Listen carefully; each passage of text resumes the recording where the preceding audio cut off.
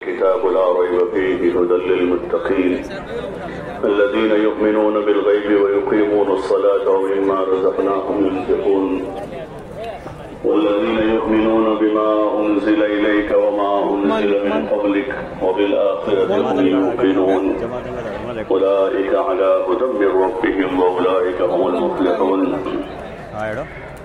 وقال تعالى ومن أحسن قولا ممن دعا إلى الله وعمل صالحا وقال إنني من المسلمين ولا تستوي الحسنة ولا السيئة ادفع بالتي هي أحسن فإذا الذي بينك وبينه عداوة كأنه ولي حميم وما يلقاها إلا الذين صبروا وما يلقاها إلا ذو حظ عظيم. وقال تعالى قل هذه سبيلي أدعو إلى الله على بصيرة أنا ومن اتبعني وسبحان الله وما أنا من المشركين. صدق الله العظيم. بھائی جو حضرات چل پھر رہے ہیں گزارش ہے بیٹھ جائیں اور جو بیٹھے ہیں وہ اپنے آگے دیکھ لیں جو جگہ خالی ہے اس کو ابھی سے پر کر لیں. جتنا طلب کے ساتھ آگے بڑھیں گے اتنا نفع زیادہ ہوگا. اس لیے ہر ساتھی اپنے آگے دیکھ لیں جو جگہ خالی ہے اس کو پر کر لیں. اگر 1 فٹ ہیں تو 1 فٹ آگے آ جائیں اور 10 فٹ ہیں تو 10 فٹ آگے بڑھ جائیں. تشریف لے بڑھ جائے. ماشاءاللہ ماشاءاللہ آ جائیں. پیچھے بھی جو حضرات بیٹھے ہیں آگے آ جائیں. آگے بڑھنے والوں کو اللہ آگے بڑھاتا ہے. دین کی مجلسوں میں ہمیشہ آگے بڑھنے کی کوشش کرنی چاہیے. سننے میں آگے بڑھیں گے اللہ عمل میں بھی آگے بڑھا دے گا. اور اچھی نیت کے ساتھ سننا ہے, اچھے طریقے سے بیٹھنا ہے, اچھی نیت سے سننا ہے. ہر عمل کا دار و مدار نیت پر ہے. سننے کے لیے سنیں گے تو سننا ہو جائے گا اور عمل کے لیے سنیں گے تو اللہ تعالیٰ عمل کی توفیق عطا فرما دے گا. اور عمل کرتے ہوئے اس کو دوسروں تک پہنچانے کی نیت سے سننا. دین کی بات کا یہ حق ہے کہ اس کو اچھی طریقے سے سنا جائے اور پھر اس پر اچھا عمل کیا جائے اور پھر اس کو اچھی طریقے سے محفوظ کر کے دوسروں تک اس کو پہنچایا جائے تاکہ اور لوگ بھی عمل کرنے والے اور پہنچانے والے کو بھی اللہ تعالیٰ عمل کرنے والے کے برابر اجر دینے کا وعدہ کرتا ہے. حدیث پاک میں آپ علیہ السلام نے فرمایا الدال علی الخیر کفاعلہ, کہ خیر کی طرف رہبری کرنے والا بھی کرنے والے کے برابر ہے. یعنی جو آدمی عمل کرے گا اس پہنچانے والے کو بھی اس کے عمل میں حصہ ملے گا. جو اجر اس کو ملے گا اس پہنچانے والے کو بھی اجر ملے گا. تو اس لیے ہمیں اپنی نیتوں کو درست کرنا یہ بہت بڑی چیز ہے. حضور صلی اللہ علیہ وسلم نے اس کی تاکید فرمائی, بزرگوں نے اس کی بار بار تاکید فرمائی کہ ہم ہر عمل کو نیت کے ساتھ کریں گے اور اچھی نیت سے کریں گے.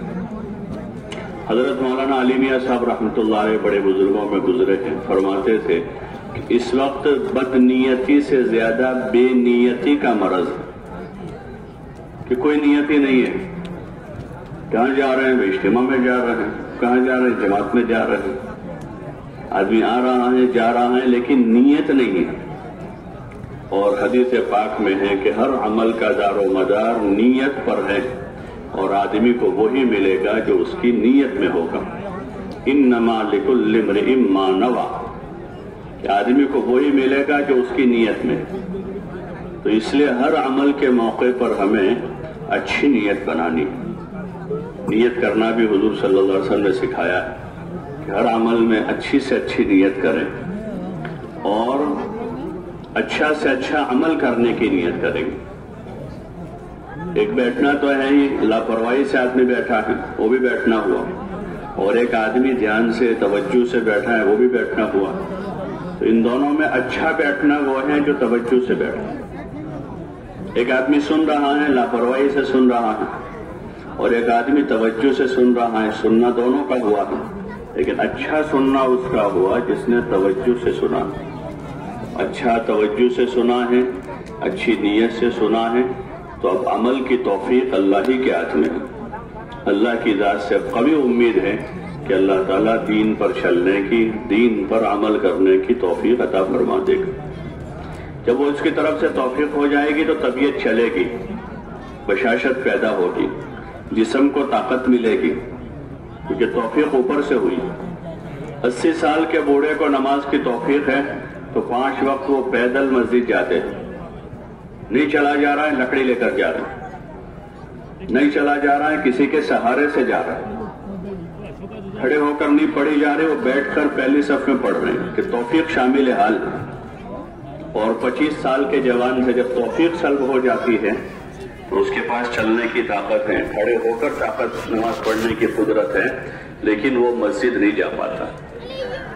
تو اس لیے اللہ کی طرف سے جب توفیق شامل حال ہوگی تو طاقت قوت بھی دے گا، ہمت بھی دے گا، بشاشت بھی دے گا، اور عمل میں طبیعت بھی چلے گی۔ اس لیے ہر عمل میں ہمیں کوشش کرنی چاہیے کہ اس کو اچھے سے اچھے طریقے سے کرنا ہے۔ اس لیے اس کو اچھا کرنا ہے کہ اللہ نے اچھا کرنے کا حکم دیا ہے۔ اللہ تعالیٰ نے اپنے بندوں سے اچھا عمل مانگا ہے، لِيَبْلُوَكُمْ أَيُّكُمْ أَحْسَنُ عَمَلًا الَّذِي خَلَقَ الْمَوْتَ وَالْحَيَاةَ لِيَبْلُوَكُمْ أَيُّكُمْ أَحْسَنُ عَمَلًا۔ اللہ وہ ہے جس نے زندگی اور موت کو بنایا ہے اس لیے کہ وہ تم کو آزماویں کہ تم میں سے اچھا عمل لے کر کون آتا ہے۔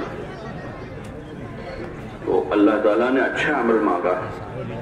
دنیا کی ساری چیزوں میں ہر ایک کی کوشش ہے کہ اچھا سے اچھا ہو، کھانا پینا، پہننا اوڑھنا، سواری، یہاں تک کہ جوتا جس کو پیر میں پہننا ہے، جس سے مٹی گروندنا ہے، لیکن وہ جوتا بھی آدمی اچھا سے اچھا پسند کرتا ہے۔ تو یہ تو اعمال ہیں جو اللہ کی بارگاہ میں پیش کرنے ہیں، تو اس میں اللہ کا مطالبہ بھی اچھے عمل کا ہے، اور ہماری کوشش بھی یہی ہوگی کہ ہم اچھا سے اچھا عمل کریں گے انشاءاللہ۔ ہر عمل کو اچھا کرنا، یہ تبلیغ کا کام اسی کا ہے۔ کلمہ تو ہم نے پڑھا ہے، نماز بھی پڑھتے ہیں، روزے بھی رکھتے ہیں، اور بہت سارے کام ہم دین کے کرتے ہیں، تو اس کو اچھا سے اچھا کرنے والے بن جائیں۔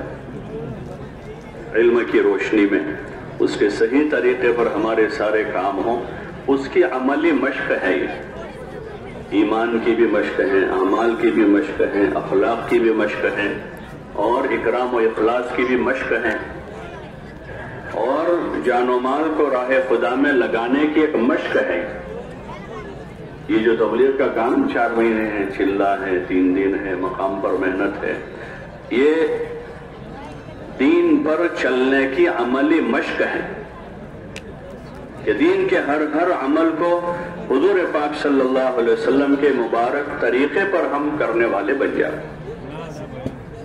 اس لیے گھر سے نکال کر یکسو کر دیا جاتا ہے کہ گھر بار کاروبار سے یکسو ہو جاوے آدمی، اور مسجد کے ماحول میں، مسجد کی 4 دیواری میں ان اعمال کی مشق کرے، جس میں دعوت بھی ہے، تعلیم و تعلم بھی ہے، ذکر و عبادت بھی ہے، اور مخلوق خدا کی خدمت بھی ہے۔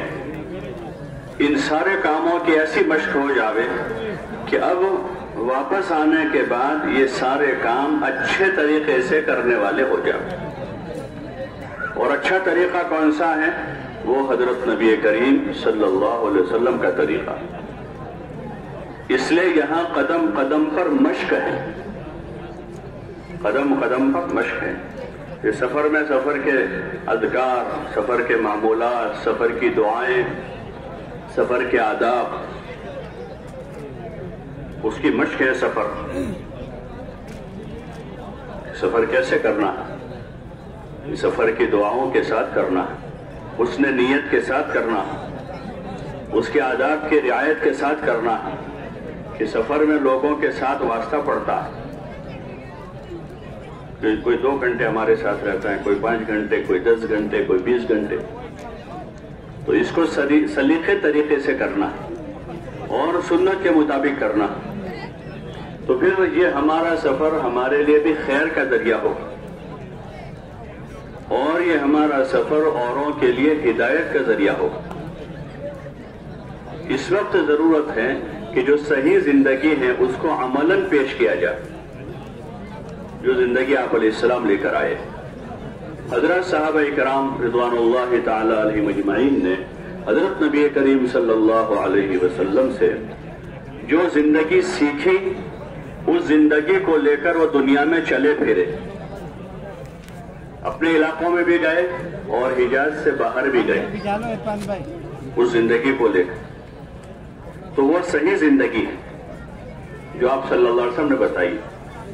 جب وہ زندگی کو لے کر پھرے تو لوگ ان کی اس زندگی سے، ان کے اعمال سے، ان کے اخلاق سے، ان کی عبادتوں سے، ان کی دعوت سے متاثر ہوئے اور انہوں نے اس زندگی کو پسند کیا. اسلام جو ہے وہ لوگوں پر زبردستی نافذ نہیں کیا گیا، لوگوں پر تھوپا نہیں گیا حکومت کے زور پر، بلکہ صحابہ کے چلنے پھرنے سے دنیا میں پھیلا. صحابہ اس کو لے کر چلے پھرے اور ان کی عملی زندگی سے لوگوں نے اثر لیا، اس زندگی کو پسند کیا. جب اصلی چیز آتی ہے نا، اصلی چیز مارکیٹ میں چیزیں ہوتی ہیں، جوتا، کپڑا، سواریاں، تو اصلی چیز آتی ہے جب اصلی، تو ساری نقلی چیزیں رخصت ہو جاتی. لیکن اصلی مال آنا چاہیے.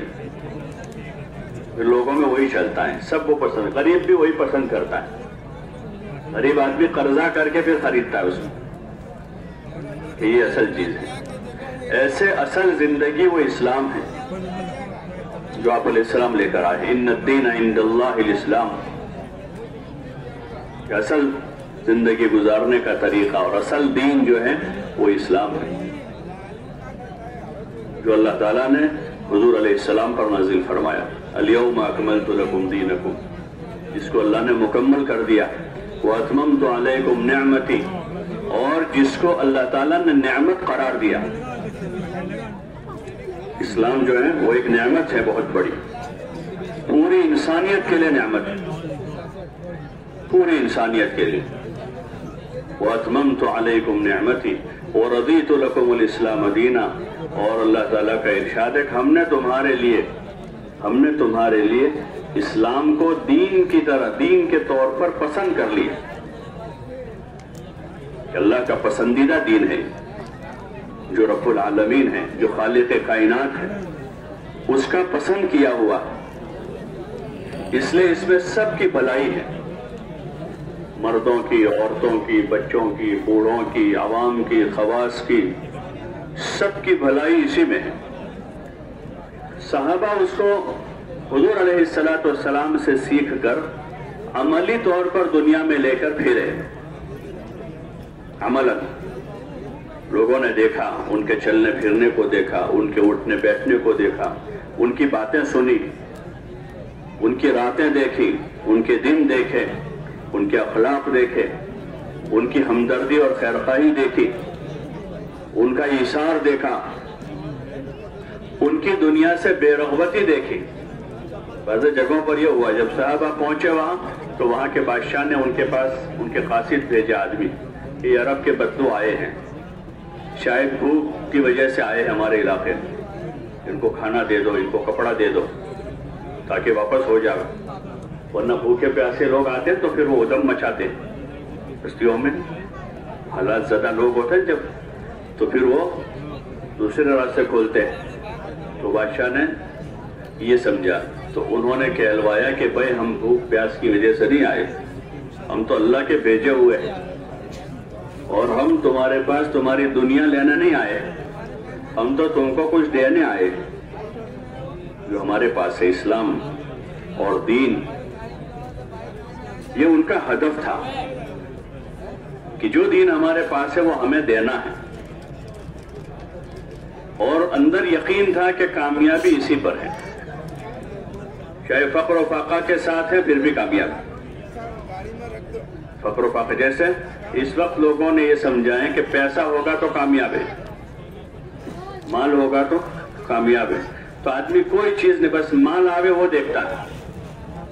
مال کمانے میں زندگی پوری ہو جائے تو بھی اس کو کوئی حرج نہیں، مال کماتے کماتے بوڑھا ہو جاوے تو بھی حرج نہیں، مال کماتے کماتے بیمار ہو جاوے تو بھی حرج نہیں، مال کماتے کماتے بد اخلاق بدتمیز بن جاوے تو بھی کوئی حرج نہیں. مال کماتے کماتے ذلیل ہو جائے تو بھی کوئی حرج نہیں. کیا آنا چاہیے؟ مال ہے. کیوں؟ مقصد مال ہے. تو آدمی مال کے پیچھے دوڑا بھاگا جا رہا. صحابہ کرام رضوان اللہ تعالی علیہم اجمعین نے یہ بات سمجھی تھی کہ کامیابی دین میں ہے.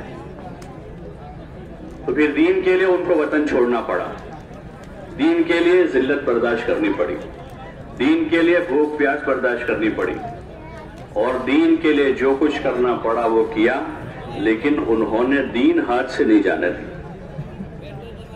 اور اللہ کا وعدہ جو ہے وہ دین پر ہے, ایمان اور اعمال پر ہے. تو پھر اللہ تعالیٰ نے اپنا وعدہ پورا کیا. انہوں نے یقین کے ساتھ دین کو حاصل کیا تو اللہ تعالیٰ نے ان کو دین دیا, اور دین کے ساتھ جتنی برکتیں, رحمتیں اور اللہ کے جتنے وعدے ہیں وہ سارے وعدے اللہ تعالیٰ نے ان کے ساتھ پورے کیے. اس نقل و حرکت سے یہی چاہا جا رہا ہے کہ ہر مسلمان اپنے دل میں یہ یقین پیدا کرے کہ ہماری دنیا آخرت دونوں جہان کی کامیابی اللہ کے دین میں ہے. اللہ کے اوامر و احکام کو حضرت نبی کریم صلی اللہ علیہ وسلم کے طریقوں پر پورا کرنے میں ہے.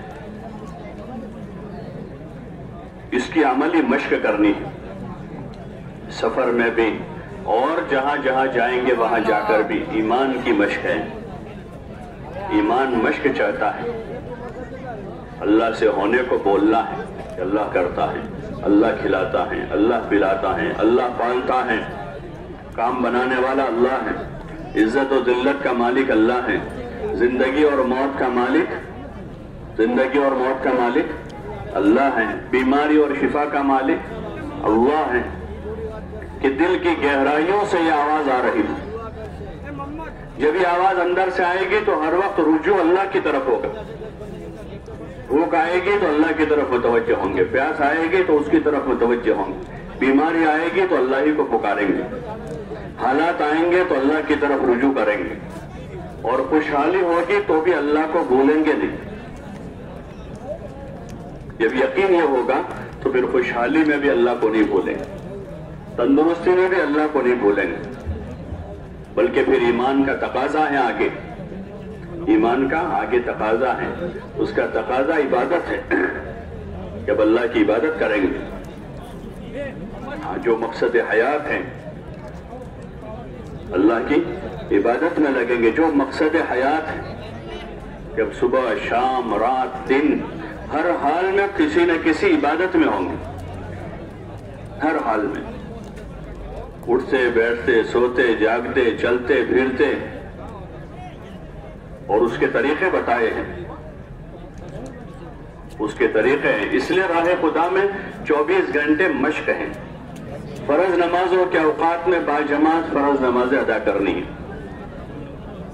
اس وقت دوسرا کوئی کام نہیں, نہ اس وقت تعلیم ہے, نہ اس وقت گشت ہے, نہ اس وقت دعا ہے, نہ ذکر ہے, بلکہ نہ نفل نماز ہے کہ فرض نماز کا وقت ہے. تو باجماعت سارے ساتھی فرض نماز ادا کریں, اور پھر مختلف اوقات میں ہر حال میں ہم اللہ کی یاد کے ساتھ ہوں گے, کھاتے پیتے اٹھتے بیٹھتے سوتے جاگتے چلتے پھرتے. اس لیے جو 24 گھنٹے کے معمولات ہیں, 24 گھنٹے کے جو معمولات ہیں, ان معمولات میں کہیں ذکر ہیں, کہیں دعا ہے, کہیں دعوت ہے, کہیں تعلیم و تعلم ہے, کہیں خدمت ہے. اس کو مشق کے طور پر کرنا ہے تاکہ ہم ان کاموں کے عادی بن جائیں. بزرگوں سے بارہا سنتے کہ ہمیں جو ہے ان کاموں کو اس لیے کرنا ہے کہ ہم ان کاموں کے عادی بن جائیں, اور جو دوسری عادتیں ہم کو ہو گئی ہیں جو غیر ضروری ہیں, لایانی ہیں یا گناہوں کی ہیں, وہ اچھے کام کرتے کرتے وہ تمام عادتیں جو ہے وہ ختم ہو جائیں. اس لیے اپنے آپ کو 24 گھنٹے کے اعمال میں مشغول کرنا ہے. گھر چھوڑ دیا ہے, اپنا کاروبار چھوڑا ہے, اپنے تمام راحت و آرام کے اسباب کو چھوڑا ہے. اب ایک چیز ہے جو ہمارے پیچھے گھر نہیں رہے گی, ہمارے ساتھ چلے گی, وہ ہماری عادتیں ہیں. اس کی جو عادتیں وہ ساتھ ساتھ جائے گی. ایسے نفس اور شیطان ساتھ جائے گا. آدمی جہاں جائے گا اس کے ساتھ نفس، شیطان اور بری عادتیں. اس سے بچنے کا راستہ یہ ہے کہ 24 گھنٹے کے اعمال بتائے ہیں، ان اعمال میں ہم اپنے آپ کو مشغول کر دیں گے. جب ان اعمال میں مشغول ہو جائیں گے تو دھیرے دھیرے ان سے ہماری نجات ہو جائے گی. عادت ہو جائے گی اس کی. اچھے کاموں کی عادت ہوگی تو برے کام چھوٹ جائیں گے. اچھے کاموں میں مشغول ہو جائیں گے تو پھر نفس و شیطان کا مکر ہمارے اوپر نہیں چل پائے گا. وہ اپنی کوشش کریں گے لیکن ہم اچھے کاموں میں لگے. کبھی نماز میں ہیں، کبھی دعا میں ہیں، کبھی ذکر میں ہیں، کبھی سیکھ رہے ہیں، کبھی سکھا رہے ہیں، کبھی خدمت کر رہے ہیں، کبھی اللہ کے سامنے رو رہے ہیں، تو پھر نفس و شیطان کا مکر چلے گا نہیں. اس لیے اس راستے میں جتنے بھی اعمال ہیں اجتماعی اور انفرادی، ان عملوں کو مشق کے طور پر کرنا ہے. خالی وقت گزاری نہیں کرنی. بہت دنوں سے 2 سال سے 3 سال سے لوگ آ رہے تھے، اب بھی اجتماع آیا تو چلو ایک مرتبہ 4 مہینے لگا دے تاکہ 3-4 سال چھٹی ہو جائے کہ اب 3-4 سال تک نہ آوے لو. اس لیے سے جائیں گے تو 4 مہینے لگ جائیں گے، اگلے 4 سال تک کوئی نہیں آئے گا. یہ آئیں گے تب بھی ہم کہہ دیں گے ابھی تو جا کر آیا ہوں. تو مقصود خروج سے یہ نہیں ہے. 4 مہینے بہت بڑی قربانی ہے. ہاں ہم خود اپنی قربانی کی قدر کریں، اپنے اس وقت کی قدر کریں کہ بڑی قربانی ہے. آپ نے اپنا وقت کا فارغ کیا ہے، اپنا گھر چھوڑا ہے، کاروبار چھوڑا ہے، بیوی بچوں سے ہر ایک کو فطری محبت ہوتی ہے، ان کو چھوڑا ہے. تو یہ بڑی قربانی ہے. اس قربانی کی خود ہم قدر کریں. ہاں ہم خود اس کی قدر کریں، اپنے اوقات کی، اپنے مال کی، جو اللہ کی دی ہوئی بہت بڑی نعمت ہے.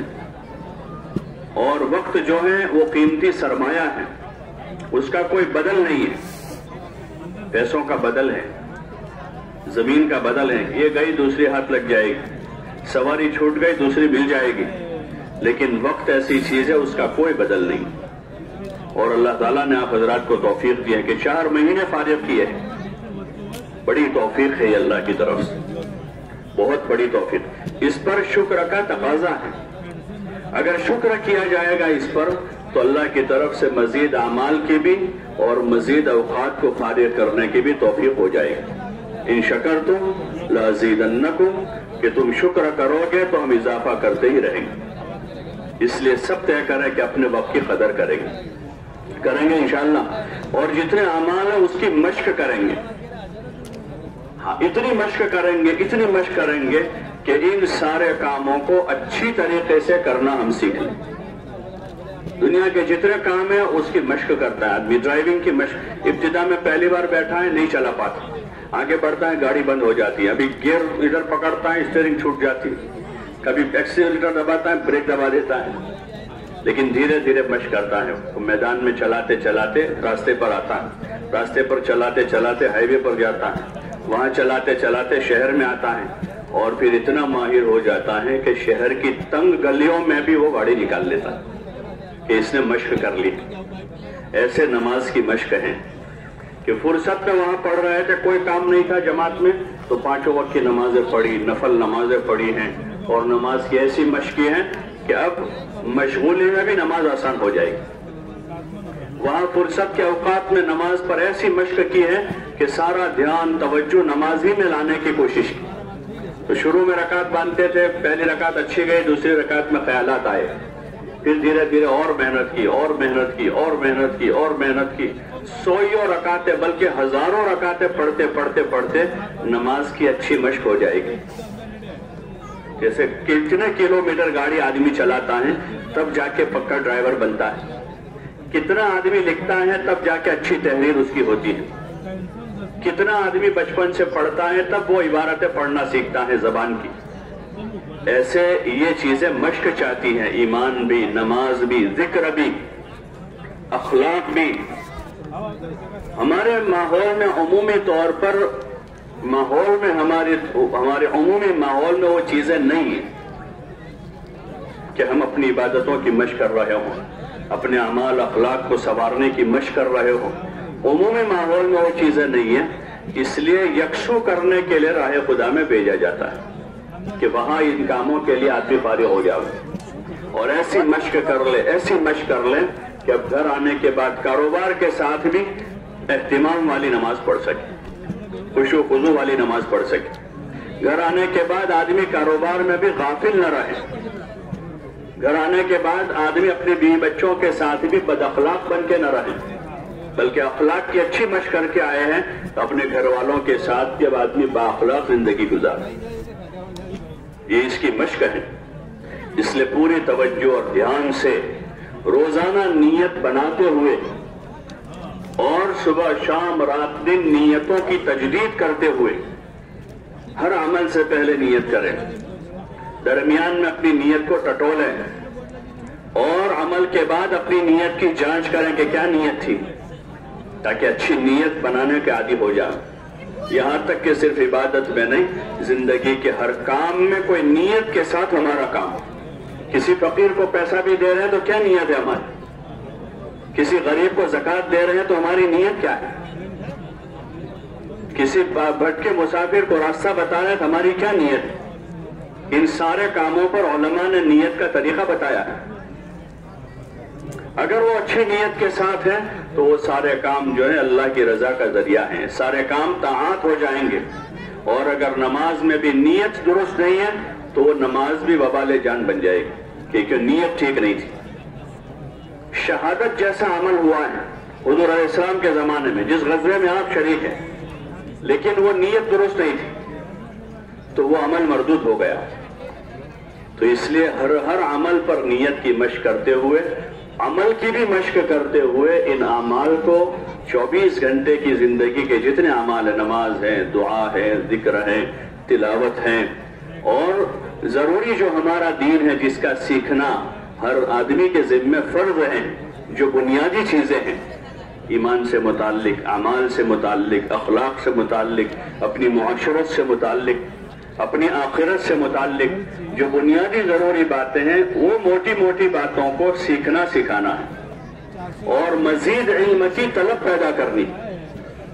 علم تو جتنا سیکھے تھوڑا ہے، جتنا سیکھے تھوڑا ہے۔ آپ علیہ السلام کو اتنا سارا علم دیا گیا اور کہا کہ آپ کو جتنا دیا گیا ہے وہ تھوڑا ہے، اور جتنا آدمی سیکھے وہ تھوڑا ہے۔ مال جتنا کماتا ہے کم پڑتا ہے، جتنا آدمی کماتا جاتا ہے کم ہی پڑتا ہے، اور سب کو سمجھ میں آتا ہے۔ لیکن دین کے امور، عبادت اور اعمال اور علم میں آدمی کو جب تھوڑا حاصل ہو جاتا ہے تو سمجھتا ہے بہت ہو گیا، تھوڑی عبادت ہو جاتی ہے آدمی صاحب بہت کر لیا ہے، تھوڑا سا علم آدمی سیکھ لیتا ہے، کہتا ہے کہ میں سب جانتا ہوں۔ کوئی مسئلہ بتاتا ہے کہ مجھے پتا ہے، کوئی کہتا ہے بھائی ذرا پوچھ لو اس کو اچھی طرح سے علماء سے، تو آدمی کہتا ہے مجھے پتا ہے، میں جانتا ہوں۔ تو ایسی قناعت پیدا نہ ہو، بلکہ اس راستے میں فضائل کے حلقوں میں بیٹھ کر ایمان، اعمال، علم، اخلاق کی مزید طلب پیدا ہو اور طلب پیدا ہو، علم حاصل کرنے کا، اللہ کی ذکر میں لگنے کا، اللہ کا دھیان پیدا کرنے کی، اور اپنے اخلاق کو سنوارنے کی، اپنی عبادتوں کو بنانے کی ایسی طلب پیدا ہو، ایسی طلب پیدا ہو کہ اب کسی وقت قناعت نہ ہو بلکہ ہر وقت طلب ہو۔ اور جب طلب پیدا ہوگی تو پھر ہر وقت اللہ کی طرف سے اس کا انتظام کیا جائے گا کہ طلب پوری کی جائے۔ آدمی کو پانی کی طلب ہوتی ہے تو ہر وقت اس کا انتظام اللہ کرتا ہے، سفر میں بھی پانی مل جاتا ہے، حضر میں بھی پانی مل جاتا ہے، اللہ پاک اس کی پیاس کی اس طلب پر اس کے پانی کا انتظام کرتا ہے۔ کھانے پینے کی طلب پر ہوائی جہاز میں کھانا پینا مل جاتا ہے کہ آدمی ہوا میں ہے، اور پانی کے جہاز میں کھانا مل جاتا ہے، اور جنگلوں میں کھانا مل جاتا ہے۔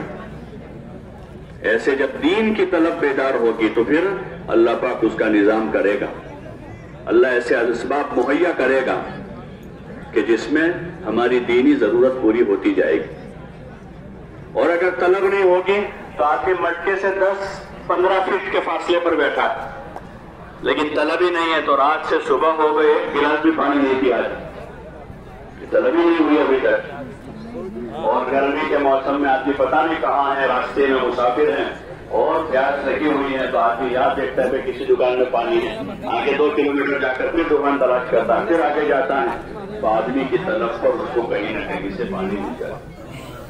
تو اس لیے اس راستے میں نکل کر مشق کرنی ہے، ایمان کی، اعمال کی، علم کی، ذکر کی بھی مشق ہے، وہ بھی مشق آتا ہے۔ اس لیے بزرگوں نے صبح شام تیسرا کلمہ شریف استغفار جو ہے کہ وہاں سے آدمی ابتدا کرے، شروعات کرے، کسی جگہ بیٹھ کر اطمینان سے اپنی تسبیح پڑھے، دھیان جما کر پڑھے اور ذکر کرنے کی مشق کریں، دھیان جمانے کی مشق ہے۔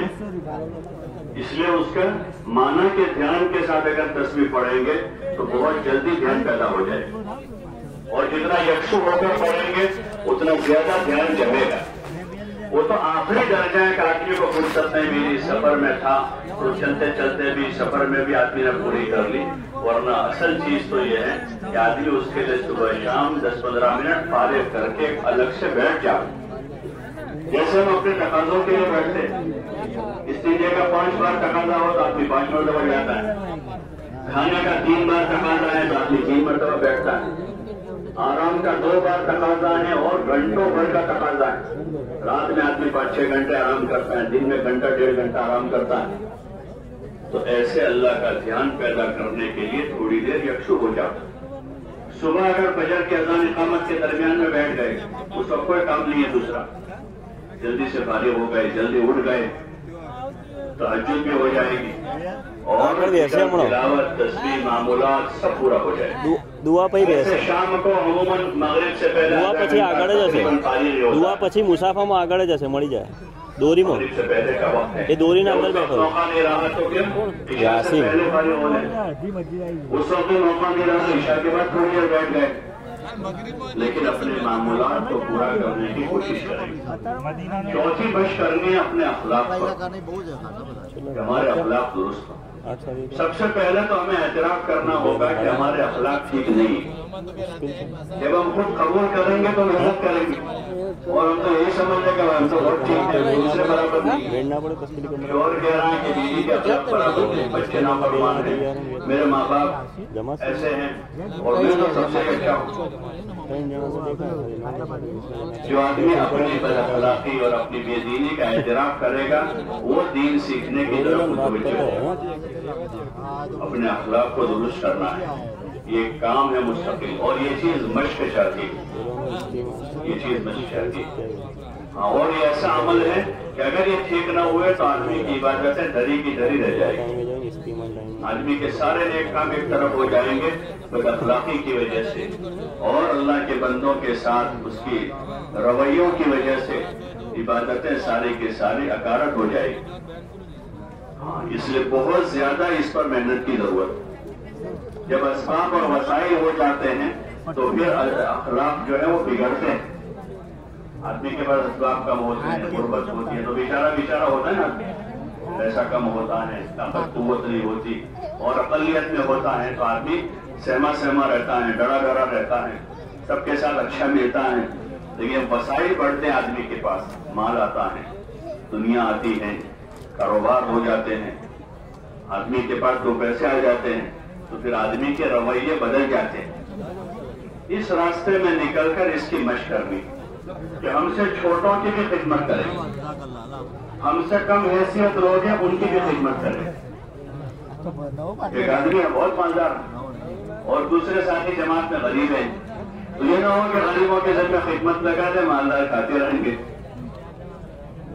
بلکہ ہم بھی خدمت کریں گے اپنے ساتھیوں کی، اس لیے سے کہ ہمیں اس خدمت کا اجر ملے، اللہ راضی ہو جائے، ہمارے اندر تواضع پیدا ہو جائے۔ حضور پاک صلی اللہ علیہ وسلم ایک موقع پر سفر میں سواریاں کم تھی تو باری بیٹھنے کی ترتیب بنی، تو ایک صحابی رضی اللہ عنہ کی باری حضور صلی اللہ علیہ وسلم کے ساتھ ہوئی، انہوں نے آپ علیہ السلام سے عرض کیا رسول اللہ میں ہی اونٹ کی نکیل پکڑتا رہوں گا، آپ اوپر بیٹھے رہیں، میری باری میں بھی آپ بیٹھیں، آپ کی باری میں بھی آپ ہی بیٹھیں۔ تو آپ صلی اللہ علیہ وسلم فرمائے کہ نہیں بھائی ایسا نہیں ہے، میری باری میں بیٹھوں گا، آپ کی باری میں آپ بیٹھیں، اس لیے کہ اگر آپ اس لیے ایسا کر رہے ہو کہ میں کمزور ہوں تو میں کمزور نہیں ہوں، تم سے زیادہ طاقتور ہوں، اور اگر تم اس لیے ایسا کہہ رہے ہو کہ تم کو ثواب کی ضرورت ہے تو ثواب کی تو مجھے بھی ضرورت ہے، میں بھی ثواب کی محتاج ہوں، مجھے بھی ثواب چاہیے۔ اور آپ صلی اللہ علیہ وسلم جب ان کی باری آتی تھی تو ان کو بٹھاتے تھے کہ یہ چیز ہے۔ خدمت جو ہے، خدمت وہ اجرت کی چیز نہیں ہے کہ بھائی جس کے پاس پیسہ ہو وہ اجرت پر خدمت کرواتا رہے اور جس کے پاس پیسہ نہیں وہ خدمت کرتا رہے، یہ تو ایک مجبوری ہے، ورنہ ہمارے دین میں تو خدمت بھی عبادت ہے، خدمت پر بھی ثواب ہے۔ بھی بچوں پر آدمی جو نفقہ خرچ کرتا ہے اس کو بہترین صدقہ کہا ہے، بہترین صدقہ ہے۔ ایمان سے خدمت کی ہے، ایسے جان سے خدمت ہے، اپنے ساتھیوں کی خدمت کریں گے، مقامی لوگوں کی خدمت کریں گے، مہمان بن کر جماعت میں نہیں جانا۔ لائیو فوٹو جو ایک دم مہمان آیا 3 دن تک کہ کچھ کام نہیں کرے گا، صرف کھائے گا، پیے گا، سوئے گا، گھومے گا، تو مہمان بن کر نہیں جا رہے بلکہ دین سیکھنے کے لیے جا رہے ہیں، اور دین کے اعمال میں خدمت بھی، خدمت کرنا بھی سیکھنا ہے، اور اس کے بعد اوپر جو ہے اس کے درجے پھر دھیرے دھیرے دھیرے اخلاق درست ہوں گے، تواضع پیدا ہوگی، ہاں اپنی حقیقت کا پتہ چلے گا۔ ابھی تو حقیقت کا پتہ نہیں اس لیے کود رہے ہیں۔ ایک آدمی کو اندر پیٹ میں کینسر ہے لیکن اس کو پتہ نہیں، ہلکا ہلکا درد رہتا ہے، گھومتا ہے، پھرتا ہے، شان سے شادیوں میں جا رہا ہے، ٹہل رہا ہے، کرکرے لگا رہا ہے، لیکن دوسرے دن تھوڑا زیادہ بڑھا، پھر بھی چل پھر رہا ہے، ڈاکٹر کو بتایا، گولی دے دی انہوں نے، شادی میں جا رہا ہے، کاروبار کر رہا ہے، دوستوں کے ساتھ بیٹھا، لیکن درد ٹھیک نہیں ہوا، چوتھے دن اور زیادہ بڑھ گیا۔ اب کسی جگہ جا کر اس کو چیک کروایا کہ پتہ چلا کہ آپ کو کینسر ہے، اب کیا کرے گا؟ اب سارے پروگرام کینسل، سارے پروگرام سیدھا علاج کی فکر میں لگ جاتا ہے کہ اب پتہ چل گیا کہ بیماری ہے۔ ایسے ہمارے سامنے واضح ہو ہماری بیماری، یہ بیماری ہے، اندر تکبر ہے، اندر عجب ہے، بڑائی کا جذبہ ہے، ہاں اپنے سوا دوسروں کو حقیر سمجھنے کا داعیہ ہے، عبادت کا ذوق نہیں ہے، یہ بڑی بڑی بیماریاں ہیں۔ جب آدمی راہ خدا میں نکلتا ہے تو اپنی یہ بیماریاں اپنے اوپر کھلتی ہیں، اپنی بیماریاں جب تعلیم کے حلقوں میں صبح شام اللہ کی یاد میں قرآن کی تلاوت میں جب لگیں گے تو بصیرت جو ہے آدمی کی، اس سے آدمی کو اپنی بیماریاں دکھے گی، پھر آدمی روئے گا اللہ کے سامنے۔ یہ اس کا صحیح وقت لگنے کا اثر ہے، جب صحیح وقت لگے گا تو آدمی اپنے گناہوں پر رونا شروع کرتا ہے، توبہ کرتا ہے کہ اللہ مجھے معاف کر، اپنے ساتھیوں سے بھی معافی مانگتا ہے، بھائی سب مجھے معاف کر دیں، 15 دن سے میں آپ کے ساتھوں کو تکلیف پہنچو، معاف کر دیں۔ وہاں سے خط لکھے گا اپنی امی کو کہ میں نے آپ کو بہت پریشان کیا ہے، مجھے معاف کر دیں۔ ابا کو خط لکھے گا کہ میں نے آپ کا حق ضائع کیا ہے، آپ مجھے معاف کر دیں۔ بیوی بچوں کو خط لکھے گا کہ میں نے آپ کا صحیح حق ادا نہیں کیا ہے، آپ مجھے معاف کر دیں۔ یہ صحیح وقت لگنے کا اثر ہے کہ آدمی کا رونا شروع ہوتا ہے، توبہ استغفار شروع ہوتا ہے، ہاں رقت طاری ہوتی ہے۔ ایسے ساتھیوں کو دیکھا جن کو کچھ زیادہ قرآن کی سمجھ نہیں ہے، لیکن جب ان پر یہ اثر ظاہر ہوا تو عام ساتھی ہے، اور فجر کی نماز میں امام صاحب اگر جہنم کی آیتیں پڑھ رہا ہے تو وہ اتنا رو رہا ہے کہ رقت طاری ہو جائے، وہ سمجھتا نہیں زیادہ، بس خالی جہنم سنا، اس عذاب سنا ہے، لیکن وہ اندر جو ڈانڈا بنا ہے اندر کا اور جو اثر ظاہر ہوا ہے تو وہ نماز میں حالانکہ زیادہ قرآن نہیں سمجھ رہا ہے لیکن رقت طاری ہو رہی ہے، یہ وقت صحیح گزر رہا ہے، اپنے گناہوں پر آدمی رو رہا ہے، تو معافی مانگتا رہے گا ہر ایک سے۔ اور اگر یہ چیز نہیں ہوئی اور غلط اثر ظاہر ہوا تو پھر آدمی جماعت میں نہ جا کر دوسروں کی برائیاں دیکھتا ہے، دیکھو امیر صاحب جو ہے سوتے ہیں زیادہ، فلاں ساتھی بہت کھاتا ہے، فلانا جو ہے دیکھو نماز پوری نہیں پڑھتا ہے، اس نے تسبیح نہیں پڑھی ہے، آدمی مسلح بن جاتا ہے، صالح بنتا نہیں ہے، اور کیا بن جاتا ہے؟ مسلح بن جاتا ہے۔ تو پھر یہ آدمی نہ اپنا فائدہ کرتا ہے نہ کسی کا کرتا ہے، بلکہ وہ نقصان اٹھاتا ہے۔ اللہ ہم سب کی اس سے حفاظت فرما۔ اس سے صحیح وقت گزارنا ہے، صحیح وقت گزارنا ہے اور وقت پورا کرنا ہے، اور ان عملوں کی مشق ہے، پھر اخلاص کی مشق ہے، اخلاص کی مشق کہ اپنے کام کرتے جاویں، بھولتے جاویں کہ اللہ کے لیے کیا ہے.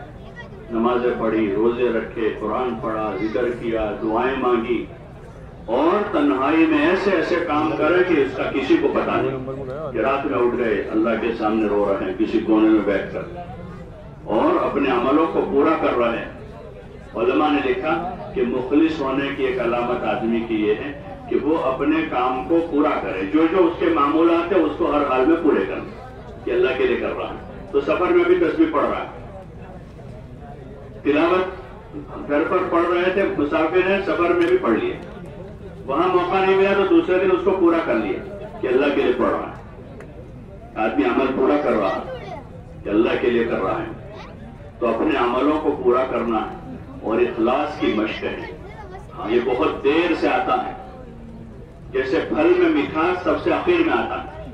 پھول آتا ہے، پھر پھل بنتا ہے، چھوٹا ہوتا ہے، بڑا ہوتا ہے، پھر بڑا ہوتا ہے، پھر بڑا ہوتا ہے، پھر اس کی سائز مکمل ہوتی ہے، پھر سب سے آخری چیز جو اندر جاتی ہے وہ مٹھاس ہوتا ہے پھل میں. ایسے عمل میں اخلاص سب سے آخر میں آتا ہے. مولانا یوسف صاحب رحمۃ اللہ علیہ فرماتے کہ لگے رہو، یعنی کام کرتے رہو، اخلاص اندر آتا جائے گا. اخلاص پیدا کرنے کا یہ راستہ ہے کہ عمل کرتے رہے، چھوڑیں. طبیعت چلے تب بھی کریں گے، طبیعت نہ چلے تب بھی کریں گے، جی چاہے تب بھی کریں گے اور جی نہ چاہے تب بھی کریں گے. کرتے رہیں گے ان سارے کاموں، روزانہ کے جتنے اعمال ہیں اس کو پورے کریں گے. اور چھٹی جو ہمیں مشقیں کرنی ہے وہ جان مال کو راہ خدا میں لگانے کی، عادت کے طور پر نہیں بلکہ عبادت کے طور پر. ایک تو عادت بننے 2 3 4 سال میں 1 4 مہینے لگا دیں گے اور اس میں 10 20 ہزار روپیہ خرچہ کر دیں گے، بلکہ اللہ کی رضا کے خاطر، اللہ کی رضا کے خاطر ہم وقت لگائیں گے. ابھی جتنا لگا رہے ہیں اس کو کم سمجھیں گے کہ جو ہمارا لگ رہا ہے یہ تھوڑا ہے، چاہے 4 مہینے جا رہے ہیں تھوڑا ہے. جان مال تو اللہ کی پوری دی ہوئی، وہ تو زمانے میں رواج کم ہے اس لیے 4 مہینے زیادہ لگ رہا ہے. ورنہ حضور علیہ الصلوۃ والسلام کے زمانے میں صحابہ کے قصے سنے ہیں، انہوں نے زندگیاں کھپائی اور اپنا مال ابوبکر رضی اللہ عنہ نے پورا مال لگایا. اور ایسے لوگ ملیں گے کہ جنہوں نے اپنا پورا مال راہ خدا میں لگایا، اس لیے کہ پورا اللہ نے کہا ہے، ہمارا کیا ہے، ہمارا کچھ نہیں، سب اللہ کا ہے. یہ وقت لگا کر جذبہ یہ بنے کہ اور زیادہ ہم اللہ کے نام پر کیسے لگانے والے بنے. سب اللہ کا ہے، جان اللہ کی دی ہوئی ہے، مال اللہ کا دیا ہوا ہے. ہاں ہم اپنی ضرورتوں کو اللہ کا حکم سمجھ کر اس میں سے پورا کریں گے. کھانا کھائیں گے، آرام کریں گے، نکاح کریں گے، بیوی بچوں کے ساتھ رہیں گے، وہ بھی حکم کے طور پر. یہ اللہ کا حکم ہے اس لیے نکاح کر رہے ہیں، اللہ کا حکم ہے اس لیے بچوں کی پرورش کر رہے ہیں. تو پھر جب اللہ کا حکم سمجھ کے کریں گے تو ایسا کریں گے جیسا اللہ کہتا ہے. نکاح اس طرح کریں گے جیسے اللہ کہتا ہے، بچوں کی پرورش ایسی کریں گے جیسے اللہ نے کہی، اگر حکم سمجھ کے کریں گے. اور اگر عادت کے طور پر کریں گے تو پھر اپنی مرضی سے کریں گے. تو اس لیے جان و مال کو راہ خدا میں لگانے کی مشق ہے.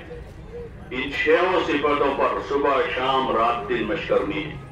تعلیم کے حلقوں میں بیٹھ کر ان کے فضائل کو سننا ہے.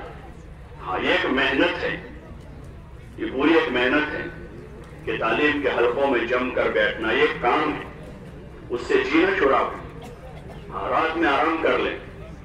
اگر رات میں آرام نہیں کریں گے تو دن میں عمل میں طبیعت نہیں لگتی کیونکہ نیند باقی ہے. رات میں جلدی آرام کر لیں. عشاء کے بعد زیادہ نہ جاگیں. اپنا کوئی معمول باقی ہے تو ایک کونے میں بیٹھ کر معمول پورا کریں، جلدی آرام کریں. اور یہ سردیوں کی راتیں، لمبی راتیں ہوتی، رات میں جو ہے سنت کے مطابق آرام کر لیں اور صبح تہجد میں اٹھ جانا. راہ خدا میں نکلنے کے بعد بھی اگر تہجد نہ ہو تو یہ محرومی ہے کہ ہم مسجد کے ماحول میں 24 گھنٹے یہ کاموں کے لیے فارغ ہیں. اس سے تہجد میں اٹھ جاؤ اور اسی وقت سے دھیان توجہ سے اپنی عبادت، ذکر، تلاوت، دعا، استغفار، ان تمام کاموں کی پابندی کرتے ہوئے فجر کی نماز تک اپنے معمولات سے فارغ ہو جائیں. فجر کی نماز پڑھی، فجر کے بعد مجلس ہوتی ہے عموماً، اس میں جو ہے مختلف مذاکرے ہوتے ہیں، ایمان اعمال کی بات ہوتی ہے. اور کبھی کوئی جماعت وصول کرنی ہے، نقد جماعت ہے تو اس لائن سے ساتھیوں کو ترغیب دیتے ہیں، کبھی اجتماعی عملوں میں کمی ہے تو اس کی ترغیب دیتے ہیں۔ فجر کے بعد کی مجلس بڑی اہم ہے، اگر وہ مجلس مضبوط ہوئی تو دن اچھا گزرے گا پورا عمل کی پابندی کے ساتھ۔ اس لیے اس کو روٹین نہ بنا دے، کام کے کسی بھی عمل کو روٹین نہ بنا، اس کو اہمیت کے ساتھ لینا ہے۔ ہاں، ہر عمل کو وقت بھی دینا ہے اور اس کو پورے دھیان کے ساتھ کرنا ہے۔ جماعت کے ساتھیوں میں سے جو ذرا مناسب بات کر لیں تو ایسے ساتھیوں کے ذریعے سے بات کرو۔ ہمارے یہاں جو مشق ہے وہ انفرادی اوقات میں، انفرادی اوقات میں مشق اچھی طرح ہو جائے، پھر اس کی جیسے اعلان کوئی نیا ساتھی اعلان نہیں کر پاتا تو اس کے ذمہ اعلان نہ کریں تم کو ہی کرنا ہے، کھڑے ہو، انفرادی میں اس کو مشق کرواویں کہ بھائی آپ جماعت کے 10-12 ساتھیوں کے سامنے کھڑے ہو کر اعلان کرو، نہیں کر پا رہا اس کو بتا بھائی ایسا بولو، ایسا 1 مرتبہ 2 مرتبہ 4 مرتبہ اس نے، اب اس کو مجمع کے سامنے اعلان کرو۔ ایسے جو ہماری مجلسیں ہیں یا تعلیم ہے، ایک نیا آدمی ہے جس کو اچھی طرح پڑھنے کا ملکہ نہیں ہے تو اجتماعی حلقے میں اس کے پاس کتاب نہ پڑھا، بلکہ اس کو انفرادی میں کسی کے ساتھ بٹھائے پہ آپ روزانہ 2 حدیثیں ان کو پڑھ کے سناؤ، 2 صفحے ان کو پڑھ کے سناؤ۔ جب ان کو مشق ہو جائے اب ان کو اجتماعی حلقے میں تعلیم کی ذمہ داری، سیکھنا سکھانا ہے۔ نہ سیکھا ہوا آدمی کرتا رہے گا تو کیسا ہوگا؟ صحیح نہیں ہوگا اور نہ وہ سیکھ پائے گا۔ تو اس میں سیکھنا سکھانا ہے انفرادی اوقات، جو مستقل ایک عمل ہے۔ قرآن کی تصحیح ہے کہ کم از کم اتنی صورتیں جس سے نماز صحیح ہو جائے وہاں سے ابتدا کروانی ہے اور نہ پورے قرآن شریف کی تصحیح کرنی ہے تاکہ اچھے سے تلاوت کر سکے۔ یہ تو ابتدا اور اس لیے یہاں سے ہیں کہ بھائی ایک سورہ فاتحہ اور چھوٹی چھوٹی چند صورتیں تاکہ ابھی نماز صحیح ہو جائے۔ پھر دھیرے دھیرے انفرادی اوقات میں وہ ساتھی اپنے پورے قرآن شریف کو صحیح کرنے کی کوشش کریں۔ صحیح ہو گیا ہے اب دھیرے دھیرے اس میں سے یاد کرنے کی کوشش کریں۔ 10 صورتیں یاد ہو گئی 20 صورتیں کریں، چھوٹی چھوٹی صورتیں اما پارے جتنی ہو سکے زیادہ سے زیادہ یاد کریں۔ بہت سارے ایسے ساتھی ملتے ہیں جو سناتے ہیں کہ اس سفر میں ہم نے 5 صورتیں یاد کی۔ ایک جماعت ابھی جا کر آئی، ایک علاقے میں کام کر کے آئی، ان سے کارگزاری پوچھی تو انہوں نے کہا بعض ساتھیوں نے پورا اما پارا یاد کر لیا۔ اسی جماعت کے ایک ساتھی نے سنا کہ میں نے 3.5 پارے یاد کی اپنے انفرادی اوقات میں۔ سیکھنا سکھانا ہے، یہ وقت اگر ہم نے اس میں نہیں لگایا تو یہ وقت باتوں میں چلا جائے گا، ایران توران کی باتیں ہوگی، لایانی ہوگی، سیر تفریح ہو جائے گی۔ اس لیے سیکھنا سکھانا اجتماعی جو حلقہ ہیں اس میں تو چونکہ نئے پرانے سب قسم کے ساتھی ہوں گے، اس لیے یہی ہدایت ہوتی ہے کہ اس میں سورہ فاتحہ اور 10 صورتوں کی ایک ایک آیت کر کے مشق کریں، ایک ایک آیت کریں۔ پڑھنا آتا ہے، تجوید ٹھیک نہیں ہے تو تجوید ٹھیک کریں، مخارج کی تصحیح کریں اور ترتیل کے ساتھ جیسا ائمہ حضرات پڑھتے ہیں نماز میں اس طریقے سے۔ ایک تو یہ ہے کہ تیزی کے ساتھ پڑھتے جا رہے ہیں اور ایک ترتیل سے جس طرح پڑھنے کا اللہ تعالیٰ نے حکم دیا کہ اس کے مخارج کی صحت کے ساتھ اور اس کے قواعد کے ساتھ آدمی اطمینان سے قرآن شریف کی تلاوت کرے، اس طرح سے اس کو پڑھنے کی مشق جو ہے وہ اجتماعی حلقے میں کرنی ہے۔ باقی انفرادی اوقات میں جیسے اس موسم میں عشاء کی نماز ہو گئی، تقریباً 8 بجے نماز ہو جاتی ہے، کہیں 8:30 بجے ہو گئے، اب وہاں سے لے کر صبح صادق تک کا وقت ہمارے پاس، اگر آدھا گھنٹہ اس وقت بیٹھ گئے، جماعت میں کوئی قاری ہے، کوئی حافظ ہے، کوئی عالم ہے، صحیح قرآن پڑھنے ان کے پاس، تو ان کے پاس اچھی تصویر ہو جائے گی۔ یا قرآن شریف ٹھیک ہے، پڑھنا ٹھیک سے جانتے ہیں تو اپنے دیگر ضروری جو دین کی مسائل ہیں، حضرت معاویہ صاحب رحمۃ اللہ علیہ فرماتے تھے کہ میں یہ چاہتا ہوں کہ ہر جماعت میں قاری ہو، ایک عالم ہو، تاکہ نکلنے والے قاری سے اپنا قرآن ٹھیک کریں اور عالم سے اپنے دین کے ضروری مسائل سیکھ لیں،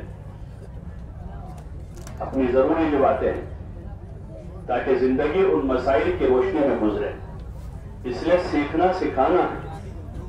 ہاں، وضو سیکھنا ہے۔ تو عثمان رضی اللہ عنہ نے فرمایا کہ جس کو حضور صلی اللہ علیہ وسلم کا وضو دیکھنا ہے، میرا یہ وضو دیکھ لے، حضور صلی اللہ علیہ وسلم کا وضو ایسا ہے۔ علی رضی اللہ تعالیٰ عنہ نے ایک مرتبہ نماز کے بعد پانی منگوایا تو لوگوں نے کہا امیر المومنین آپ نماز تو پڑھ چکے ہیں، تو فرمایا کہ میں حضور صلی اللہ علیہ وسلم کا وضو بتانا چاہتا ہوں، جس کو دیکھنا ہو آ جاؤ، اور وضو کر کے بتایا پورا۔ یہ عملی سیکھنے کی چیز ہے، وضو ہے، نماز ہے، استنجے کا طریقہ ہے، اور دیگر جو اعمال ہیں ان سارے کاموں کو عملی طور پر سیکھنا سکھانا ہے۔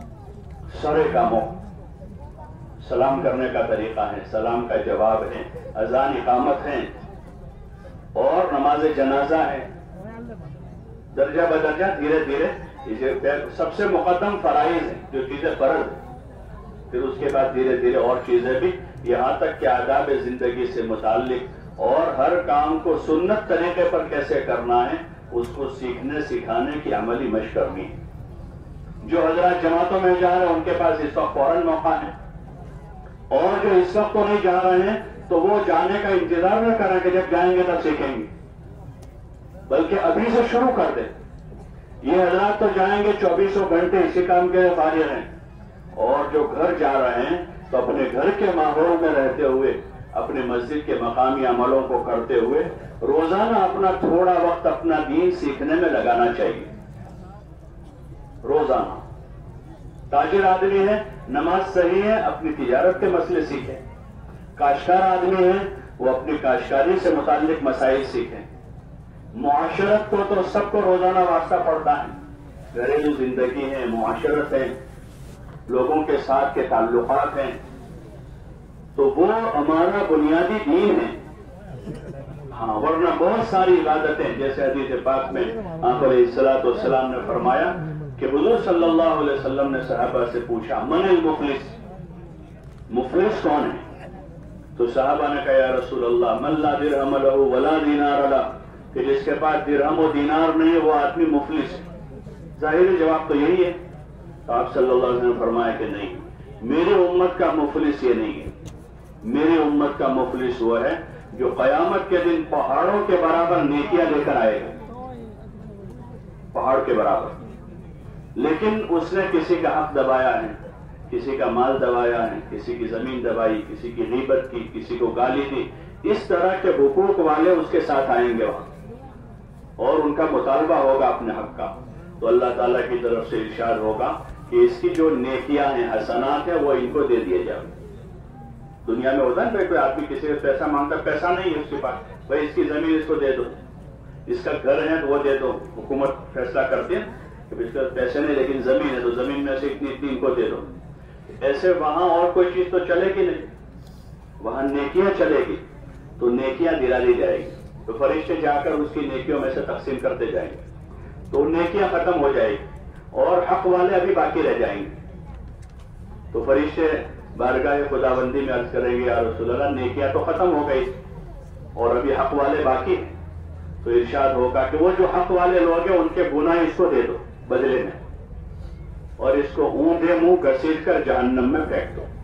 اللہ ہم سب کی عبادت فرما کہ اس کے پاس نمازیں تھی، روزے تھے، اور پہاڑوں کے برابر نیکیاں تھی، لیکن مفلس قرار دیا گیا، مفلس قرار دیا۔ کیا ہوا کہ وہ ضرورت کا دین نہیں سیکھا، لین دین کا، تجارت کاروبار کا۔ بہت سے مرتبہ آدمی بڑی محنت کرتا ہے، دو بول بول کر اپنی ساری محنت پر پانی پھیر دیتا ہے، دو بول بول، بڑی مشقت سے سامان لایا، بڑی محنت کی، مال لگایا، خود تھکا، اور یہاں آ کر گاہک کے سامنے دو بول جھوٹ بول گیا، دو بول بول دیے، جھوٹ بولا، یا دھوکے کی بات کر دی، غبن کرنے کی بات کی، تو وہ دو بول کی وجہ سے اپنے ساری محنت پر پانی پھیر دی۔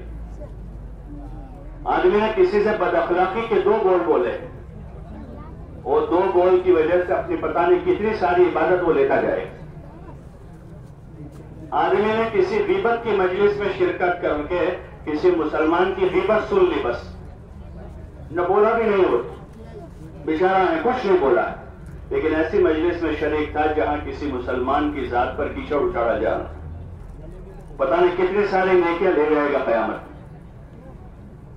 تو اس لیے ضرورت ہے کہ ہم اپنا دین سیکھیں، اور یہ اسی وقت ہوگا کہ جب ہم اعتراف کریں گے کہ ہم کو معلوم نہیں ہے، ہم کو پتہ نہیں ہے، تو پھر سیکھنے کی طلب بھی پیدا ہوگی۔ اور نیت عمل کی ہوگی تو اللہ عمل کی توفیق دے دے گا.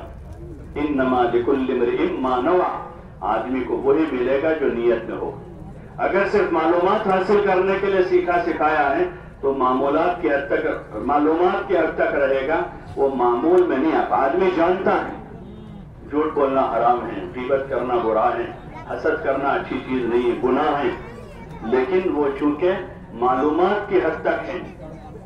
نیت یہ وہ ہمارے کہ ہم علم اس لیے سیکھ رہے ہیں کہ اس علم پر عمل کرنا ہے، اس لیے سیکھنے سکھانے میں اپنا وقت گزارے. اجتماعی فضائل کے حلقوں میں فضائل کی تعلیم کو خوب سنیں. فضائل سے رغبت پیدا ہوگی، شوق پیدا ہوگا. جب شوق پیدا ہوگا عمل کریں گے. اب مسائل کی ضرورت پڑے گی، بغیر مسائل کے عمل صحیح نہیں ہوگا. بہت سی مرتبہ سال ہاں سال کی نمازیں حقارت ہیں کہ تکبیر تحریمہ ہی نہیں پڑھی ہے. امام کے ساتھ نماز آدمی پڑھتا رہا، امام صاحب نے اللہ اکبر کہہ کر ہاتھ باندھے، ہم نے پیچھے خالی ہاتھ باندھتے رہے. پہلی تکبیر تو فرض ہے سب پر، کہ جہالت تھی اس سے. تو اس لیے مسائل کے بغیر عمل صحیح نہیں ہوگا. پھر ہمیں اپنے مسائل سیکھنے اور اس پر اسی طرح عمل کرنے کی کوشش کریں گے انشاءاللہ. جو جماعتوں میں جا رہے ہیں وہاں ان کے پاس کھلا وقت ہے، اور جو گھر جا رہے ہیں وہ ایسا نہ ہو کہ اجتماع ہوا تھا، اجتماع میں شریک ہوئے، چند مجلسیں ہوئی، دعا ہو گئے، واپس ہو گئے، بلکہ یہاں سے ہمیں فکر لے کر جا رہے ہیں، ایک نیت لے کر جا رہے ہوں کہ ہم اپنی زندگی کے نظام کو بدلیں گے. جو بے فکری ہے عمل کے اعتبار سے، علم کے اعتبار سے، اس کو دور کریں گے. جو غفلت ہے اس غفلت کو دور کر کے دھیان جمائیں گے. اور جن اعمال میں ہماری کمزوری ہے ہم خود محاسبہ کریں گے کہ کون سے عمل میں کمزوری ہے. عبادت میں کمزوری ہے، معاشرت میں ضعف ہے، معاملات میں کچھ کمی ہے. جس لائن کی کمی ہے عقل مند آدمی وہ ہے کہ خود اپنی کمی کو دور کر دے. جیسے اپنے جسمانی صحت کے بارے میں اور جسمانی صفائی کے بارے میں عقل مندی کی علامت یہ ہے کہ آدمی جوتے سے لے کر ٹوپی تک سب کو درست رکھتا ہے. عقل مند آدمی کہ جوتے پر بھی پاخانہ لگ جاوے تو آدمی یہ سمجھ کر کہ بھائی جوتا ہے اس کو رہنے نہیں دیتا، عقل مند ہے. اور پاگل آدمی ہے تو اس کی ٹوپی پر بھی پاخانہ لگے تو اس کو کیا حرج کہ پاگل ہے تو ٹوپی پر پاخانہ لگا ہوا اور وہ مزے سے کھا رہا ہے، پی رہا ہے، بیٹھ رہا ہے، سو رہا ہے، راستے پر چل رہا ہے. یہ تو جنون ہے اس کا. اور عقل مند آدمی ہے تو جوتے پر بھی لگا ہوا پاخانہ برداشت نہیں کرے گا، وہ جا کر پہلے صاف کرے گا. بلکہ جوتے پر بھی پاخانہ نہیں، دھول لگی ہوئی، روزانہ صبح جوتے صاف کر کے پہنتا ہے. یہ عقل مندی ہے. ایسے دینی اعتبار سے عقل مند آدمی، ہوشیار آدمی وہ ہے جو اپنے دین کو دیکھتا رہے کہ عبادت میں کمزور. نماز تو ہو رہی ہے، تکبیر اولا چھوٹ رہی ہے، آدمی اس کمی کو دور کرے. نماز ہو رہی ہے، خشوع خضوع رہی ہے، آدمی روے اللہ کے سامنے. نوافل سے مشق کرے خشوع پیدا کرنے. عبادت اچھی ہو رہی ہے لیکن اخلاق میں کمی ہے، آدمی اللہ کے سامنے روے، اللہ سے دعا مانگے اور اپنے ملنے جلنے والوں سے کہیں کو اس کو بتاتے رہیں کہیں بد اخلاقی ہو جائے. یہ نہیں کہ حاجی صاحب تمہیں کو ہارو کرے نے گاڑو دیوانی ہے کہ یہ ہمارا خیر خواہ نہیں جو ہمیں گالی دینے پر شاباشی دے رہا ہے، وہ کسی پر زیادتی کرنے پر ہماری تائید کر رہا ہے، وہ ہمارا خیر خواہ نہیں ہے، یہ ہمارا دشمن ہے کہ ہم کسی پر زیادتی کر رہے ہیں، کسی کو گالی دے رہے ہیں، کسی کو بدتمیز بدماش کہہ رہے ہیں اور ان کو کہہ تم نے بہت اچھا کیا. آپ علیہ السلام فرما رہے ہیں سباب المسلم فسق، کہ مسلمان کو گالی دینا فسق ہے، وقتالہ کفر، اور اس کو مارنا کفر ہے. ایسے کام پر اگر وہ ہماری تعریف کرتا ہے وہ ہمارا دوست نہیں ہے. کسی پر زیادتی کرنے پر کوئی ہمارا ساتھ دے رہا ہے وہ ہمارا خیر خواہ نہیں ہے. ہمارا خیر خواہ تو وہ ہے جو ہماری غلطیوں پر ہمیں ٹوکے. ہاں وہ ماں باپ خیر خواہ ہیں اولاد کے جو غلطیوں پر ٹوک رہے ہیں، بیٹا یہ برابر نہیں ہے، بیٹا یہ ٹھیک نہیں ہے. وہ بیوی خیر خواہ ہیں جو شوہر کی غلطی پر ٹوک رہے کہ آپ نے برابر نہیں کیا. آپ کی ماں کے ساتھ آپ نے بلند آواز سے بات کی، آپ کے باپ کے سامنے آپ بولے، یہ آپ کی عادت ٹھیک نہیں ہے. یہ بیوی خیر خواہ ہے. وہ شوہر خیر خواہ ہوگا بیوی کا جو اس کی بد اخلاقی بدتمیزی پر اس کو بتاوے کہ تو نے برابر نہیں کیا، یہ ٹھیک نہیں تھا تیرا رویہ. چاہے وہ کسی کے ساتھ بھی ہوا، کسی غریب کے ساتھ ہوا ہو، کسی کمزور کے ساتھ بھی ہوا ہے. اس لیے ہمیں کوشش کرنی ہوگی، ورنہ تو دنیا میں تو گزر جائیں گے یہاں سے لوگ ہمارے مال کی وجہ سے یا ہماری وجاہت کی وجہ سے یا ہم سے بہت نہ نپٹ پانے کی وجہ سے کہ بھئی ان سے کون نپٹے گا، خاموش رہو، اس کی وجہ سے دنیا میں چھوٹ جائیں گے، لیکن موت کا چٹکا لگتے ہی آدمی کو احساس ہو جائے گا کہ کیا کر کے آئے۔ ہاں، یہ احساس پیدا کرنے کی محنت ہے کہ احساس اندر سے بیدار ہو جائے۔ اس لیے ہمیں ان سب چیزوں پر اچھے سے محنت کرنا ہے اور اس لائن کا دین حاصل کرنا ہے۔ وہ دین علماء سے ملے گا، جتنی ان کی عزت احترام دلوں میں ہوگا اتنا ان کے پاس رجوع ہوگا۔ آدمی کے دل میں دنیا داروں کی عزت ہے تو دنیا دار بدماشوں کے پاس آدمی بیٹھا رہتا ہے، جو بدماشی کرتے رہتے ہیں، جو ظلم کرتے رہتے، لیکن ان کی دنیا کی وجہ سے ان سے محبت ہے، سیاسی لوگوں سے محبت ہے، تو ان کی تمام تر بدتمیزی اور نالائقیوں کے آدمی وہاں جا کے بیٹھا رہتا ہے کہ یہ سیاستدان ہیں، ان کی سیاست سے محبت ہے، تو ان کی ساری بد اخلاقیاں بدتمیزیاں ایک طرف ہو جاتی ہیں۔ جب دین سے اور علم سے محبت ہوگی تو پھر علماء کی خدمت میں حاضری کو ہم سعادت سمجھیں گے اور پھر وہاں سے علم آئے گا ہمارے پاس۔ اس لیے کوشش اس کی کرنی کہ دین کے سیکھنے سکھانے کا ایک ماحول تیار کرنا ہے اور دعوت کی ایک فضا بنانی، جو ہم نے سیکھا ہے اب وہ دینا ہے، سیکھتے ہوئے سکھانا ہے اور لوگوں میں طلب پیدا کرنی ہے۔ اس کے لیے گشتوں کا نظام ایک طریقہ ہے لوگوں تک پہنچنے کا، ایک وسیلہ اور ذریعہ گشت۔ راہ خدا میں نکل کر 5 قسم کے گشت کرواتے، ایک خصوصی گشت ہے کہ جس میں جو ہے وہاں کے خواص یعنی دنیاوی اعتبار سے جو معزز لوگ ہوتے ہیں، جو بستیوں پر علاقوں پر بااثر ہوتے ہیں اور وہاں کے علماء ہیں، ان کی خدمت میں دعا کے لیے حاضری دینی ہے، وہاں کے دین کی محنت میں تبلیغ کے کام میں لگے ہوئے جو لوگ ہیں ان سے جا کر نصرت اور ان کو اپنی مدد کے لیے آمادہ کرنا ہے کام کے لیے۔ یہ خصوصی گشت ہے کہ وہ کسی بھی بستی میں جاوے، اپنا سامان ایک طرف رکھ کر پوری جماعت جو ہے، اگر مکروہ وقت نہیں ہے تو 2 رکعت وضو کی، 2 رکعت مسجد کی، تحیۃ الوضو تحیۃ المسجد، جو 2 رکعت پڑھیے سنت۔ ہمارے علاقوں میں متروک ہے، عربوں میں اس کا زیادہ رواج ہے، جب بھی داخل ہوتے 2 رکعت پڑھتے، وضو کرتے 2 رکعت پڑھتے۔ وہ حضرت بلال رضی اللہ عنہ والی حدیث ہے کہ جنت میں ان کو دیکھا، حضور علیہ السلام نے معلوم کیا کہ بلال ہم نے آپ کو دیکھا، کیا عمل ہے آپ کا؟ تو انہوں نے جب بھی میرا وضو ٹوٹتا ہے تو وضو کرتا ہوں، 2 رکعت نماز پڑھتا ہوں۔ اس سے ہر وقت باوضو رہنے کی مشق ہو جائے گی، جس سے آدمی بہت سارے گناہوں سے بچ جاتا ہے۔ اس لیے مسجد میں داخل ہوئے، وضو کیا اور فوراً 2 رکعت وضو کی، 2 رکعت مسجد۔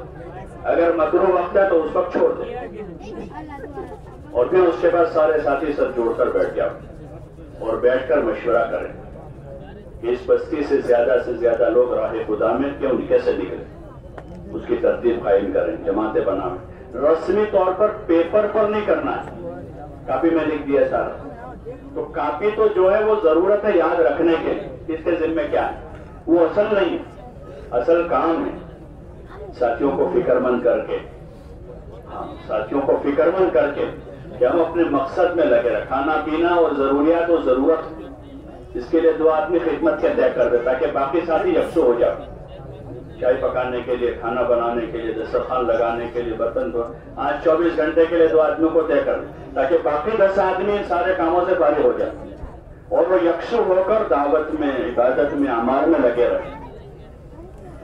جو مشورہ کر لیں کیسے یہاں سے نفع جماعت بنے اور اس مسجد میں کیسے مسجد وار جماعت بنے، اگر بنی ہوئی ہو تو ان کو مضبوط کرنا ہے اور 24 گھنٹے کے جماعت کے معمولات کا ایسا نظام بناوے کہ 1 منٹ بھی ضائع نہ ہو۔ 1 منٹ 12 آدمیوں کے 12 منٹ ہوئے اور 10 منٹ اگر گئے تو 12 آدمیوں کے کتنے منٹ ہوئے؟ 1 کے 10 منٹ تو 12 کے 120 منٹ ضائع ہو گئے۔ 24 گھنٹے کا نظام ہے، اس لیے ہمارے جو ذمہ دار حضرات ہیں، ساتھیوں کی جان مال ہمارے پاس امانت، یہ روزانہ کا مشورہ اسی لیے ہے کہ ہمارا وقت ضائع نہ ہو اور پورا وقت اعمال میں گزرے۔ اس میں کھانا بھی عمل ہے، سونا بھی عمل ہے، کھانے سونے کا بھی وقت نکالیں تو پھر اب جب اس میں ترتیب بن گئی اور اس کے علاوہ دیگر اور ایسی لایانی میں ہمارا وقت نہ گزرے کہ جس سے وقت برباد ہو، 24 گھنٹے کا نظام بنا لیں، مشورہ کریں۔ یہ بھی ایک مشق ہے کہ 4 مہینے اگر 24 گھنٹے اس طرح مشورے کے ساتھ گزارے ہیں تو گھر آنے کے بعد اب پوری زندگی ایسے اعمال کے ساتھ گزارنا آسان ہو جائے کہ گھر رہ کر بھی اب آدمی اپنا وقت ضائع نہیں کرے۔ ایک مشق ہے یہ، اس لیے اپنا نظام بنا لیں۔ اب نقد جماعت بنانی ہے تو نقد جماعت بنانے کے لیے محنت ہے، 2-2 3-3 کی جوڑیاں بنا کر بستی کے مکانوں کو تقسیم کریں، اور وہی لوگ جو ہے 2 دن یا 3 دن کا ایک جگہ قیام ہے، اس دوران اس بستی کے 200 250 300 جتنے گھر ہیں اتنے یہ 4 یا 5 جماعتیں بن جائے گی، وہ 30 40 گھر ایک ایک جماعت کے حصے میں آئیں گے۔ اگر وہ روزانہ 4-5 گھنٹے ملاقاتوں میں لگاتے ہیں تو آسانی سے 2-3 دن میں پوری بستی کے تمام بالغ مردوں سے ملاقات ہو جائے گی، اور بستی کے ہر گھر تک دین کی بات پہنچ جائے گی، بستی کے ہر گھر تک نماز اور اعمال کی دعوت پہنچ جائے گی، بستی کے ہر گھر تک اپنے بیوی بچوں کے بارے میں دین کی فکر کرنے کی بات پہنچ جائے گی۔ 2 دن میں 3 دن میں جماعت پورے گھروں کی ملاقات کر لے گی، اور جب ان سب سے ملاقات ہوگی تو امید ہے انشاءاللہ کہ اس مسجد میں نمازی بڑھ جائیں گے۔ جو بھی محنت والی جماعتیں کسی جگہ جاتی ہیں وہاں نمازی بڑھ جاتے ہیں۔ پہلا نقد فائدہ یہ ہوتا ہے جماعت سے کہ اس بستی میں نمازی بڑھ جاتے ہیں، لیکن یہ اس وقت ہوگا جب جماعت باہر چل پھر کر محنت کرے گی۔ اس لیے صبح کا جو وقت ہے اس کو محنت میں لگا، رات میں آرام کر لیں، صبح جلدی جاگ گئے، فجر تک، فجر بعد اپنی مجلس کے بعد اگر ناشتہ جلدی کرنا ہے تو جلدی کر، آپس کے مشورے سے وقت طے کر لیں کہ بھئی ہم ناشتہ فجر بعد اشراق کے بعد کر لیں گے، اشراق پڑھ لیں اور اپنا ناشتہ کریں اور محنت کا نظام بنا لیں۔ صبح کا وقت اچھا وقت ہوتا ہے، ہاں چلیں پھریں، 2-2 3-3 کی جماعت بناؤ۔ اکیلا آدمی ملاقاتوں میں نہ جا، 2-3 کی جماعت بنائے، کوئی بھی اکیلا آدمی کہیں نہ جا، اپنی کسی حاجت سے بھی جا رہا تو اپنے کسی ساتھی کو لے کر جا، اور ملاقاتوں میں بھی 2 یا 3 کی جماعت بناؤ، اور ذکر فکر کے ساتھ ذکر فکر وہ ہمارے لیے حفاظت کا ذریعہ ہے۔ باہر غفلت کا ماحول ہے، بے دینی ہے، لایانی ہے، ظلمتیں ہیں، اس میں ہماری دین کی، ہمارے دل کی حفاظت جو ہے اللہ کے ذکر میں۔ گلیوں میں 3 کلمہ، بازاروں میں 4 کلمہ پڑھیں۔ اس کے علاوہ موقع مناسب کوئی ذکر خاص وارد ہے، جیسے اوپر کہیں چڑھے تو اللہ اکبر پڑھیں، نیچے اترے تو سبحان اللہ پڑھیں، ایسے کوئی خاص ذکر ہے تو اس وقت ان کلمات کے ساتھ اللہ کو یاد کریں۔ بعض جگہ حضور صلی اللہ علیہ وسلم نے پناہ مانگی، تو ایسی جگہوں پر پناہ اللہ سے طلب کریں، شیطان سے، نفس سے، پورے ماحول سے۔ تو اللہ کے ذکر کے ساتھ ہمارا چلنا پھرنا ہوگا تو ہماری غفلت سے حفاظت ہو جائے گی۔ نظروں کو جھکا کر گشتوں میں پھریں۔ ہاں حرام تو دیکھنا ہی حرام ہے، لیکن ایسی دنیا جو ہم حلال، جو ہم کو اللہ سے غافل کرتے ہیں اس کی طرف ہی نہ دیکھ۔ جیسے اس وقت بازاروں میں ٹیپ ٹاپ ہے، اگر کسی جگہ کوئی نئی آئٹم دیکھ گئے تو 10 دن دماغ اسی میں گھومتا رہے گا۔ ارے ہوتا ہے نا، کہیں نئی سواری دیکھ لی، نیا کپڑا دیکھ لیا، نیا جوتا دیکھ لیا، کسی کا نیا موبائل دیکھ لیا، اب دماغ وہیں گھوم رہا ہے۔ گشت میں سے جا کر نماز پڑھ رہا ہے لیکن دماغ کہاں ہے؟ بولو نا بھائی، وہ موبائل میں گھوم رہا ہے۔ تو اس لیے ایسی دنیا جس کا دیکھنا تو حلال ہے لیکن وہ ہم کو اللہ سے غافل کر دے، ہمارے اعمال کا مزہ چھن جائے گا، تو پھر ایسی دنیا کو بھی نہ دیکھیں۔ ابھی ہم تربیت کے دور میں چل رہے ہیں، اس لیے پرہیز کریں، نظریں جھکائیں، بازاروں کا زیادہ رخ نہ کریں۔ ہاں ہم بازاروں میں جائیں گے لوگوں سے ملنے کے لیے، گھومنے پھرنے کے لیے، اس لیے ہمارا کوئی ضروری کام کاج جو تو خدمت والوں کے ذریعے سے کروا دیں کہ خدمت والے سامان لینے جائیں گے، ہم کو بھی صابن لانا تھا تو ان سے کہہ پہ آپ جاؤ کہ میرے پیسے لے لو اور میرا ایک صابن لے کر آ جانا، مجھے قلم کی ضرورت ہے، یہ پیسے لے لو، قلم میری سے لے لو۔ اس لیے بازاری ماحول سے اپنے آپ کو بچانا ہے، گشتوں میں جانا ہے، 2-3 آدمیوں کی جماعت بن کر جاویں، ذکر کے ساتھ، نظروں کی حفاظت کے ساتھ چلیں، اور لوگوں سے خوب ملنا ہے، لوگوں سے ملنا ہے، اللہ کی نسبت پر ملنا ہے، اور سب جگہ جا کر اللہ کو بولنا ہے۔ اس کی ضرورت ہے اس وقت، کہ بازاروں میں بھی، گلیوں میں بھی، محلوں میں بھی، گھروں میں بھی، مارکیٹوں میں بھی اور زمین پر بھی جگہ جگہ جا کر اللہ کی بڑائی بولنی کہ اللہ بڑا ہے، اللہ کھلاتا ہے، اللہ پلاتا ہے، اللہ پالتا ہے، عزت و ذلت کا مالک ایک اللہ ہے، زمین و آسمان کا مالک اللہ ہے، اور کامیابی دین میں ہے، حضور صلی اللہ علیہ وسلم کے مبارک طریقوں میں ہے۔ اس کو خوب بولنے کی ضرورت ہے، اپنے اندر لانے کی نیت سے ہم بولیں گے۔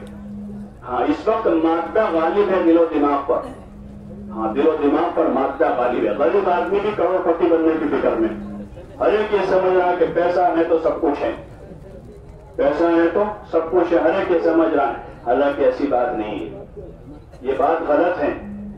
مادہ ہے تو سب کچھ ہے، یہ تصور دل و دماغ پر غالب ہے، ہاں کیونکہ اسی کو بولا جا رہا ہے پوری دنیا میں، جتنے ذرائع ہیں ان سارے ذرائع کے ذریعے سے اسی کو دکھایا جا رہا ہے، اسی کی تصویریں بتائی جا، اسی کو الگ الگ پرنٹ میں بتایا جا رہا ہے، الگ الگ کلر میں بتایا جا رہا ہے، الگ الگ زبانوں میں لکھا جا رہا ہے، جوتوں کو لکھا جا رہا ہے اور کپڑوں کو لکھا جا رہا ہے، اور چیزوں کو ہر جگہ، سڑکوں پر، بازاروں میں، گلیوں میں اور گھر گھر میں، تو وہی چیزیں دل و دماغ پر مسلط ہو گئی۔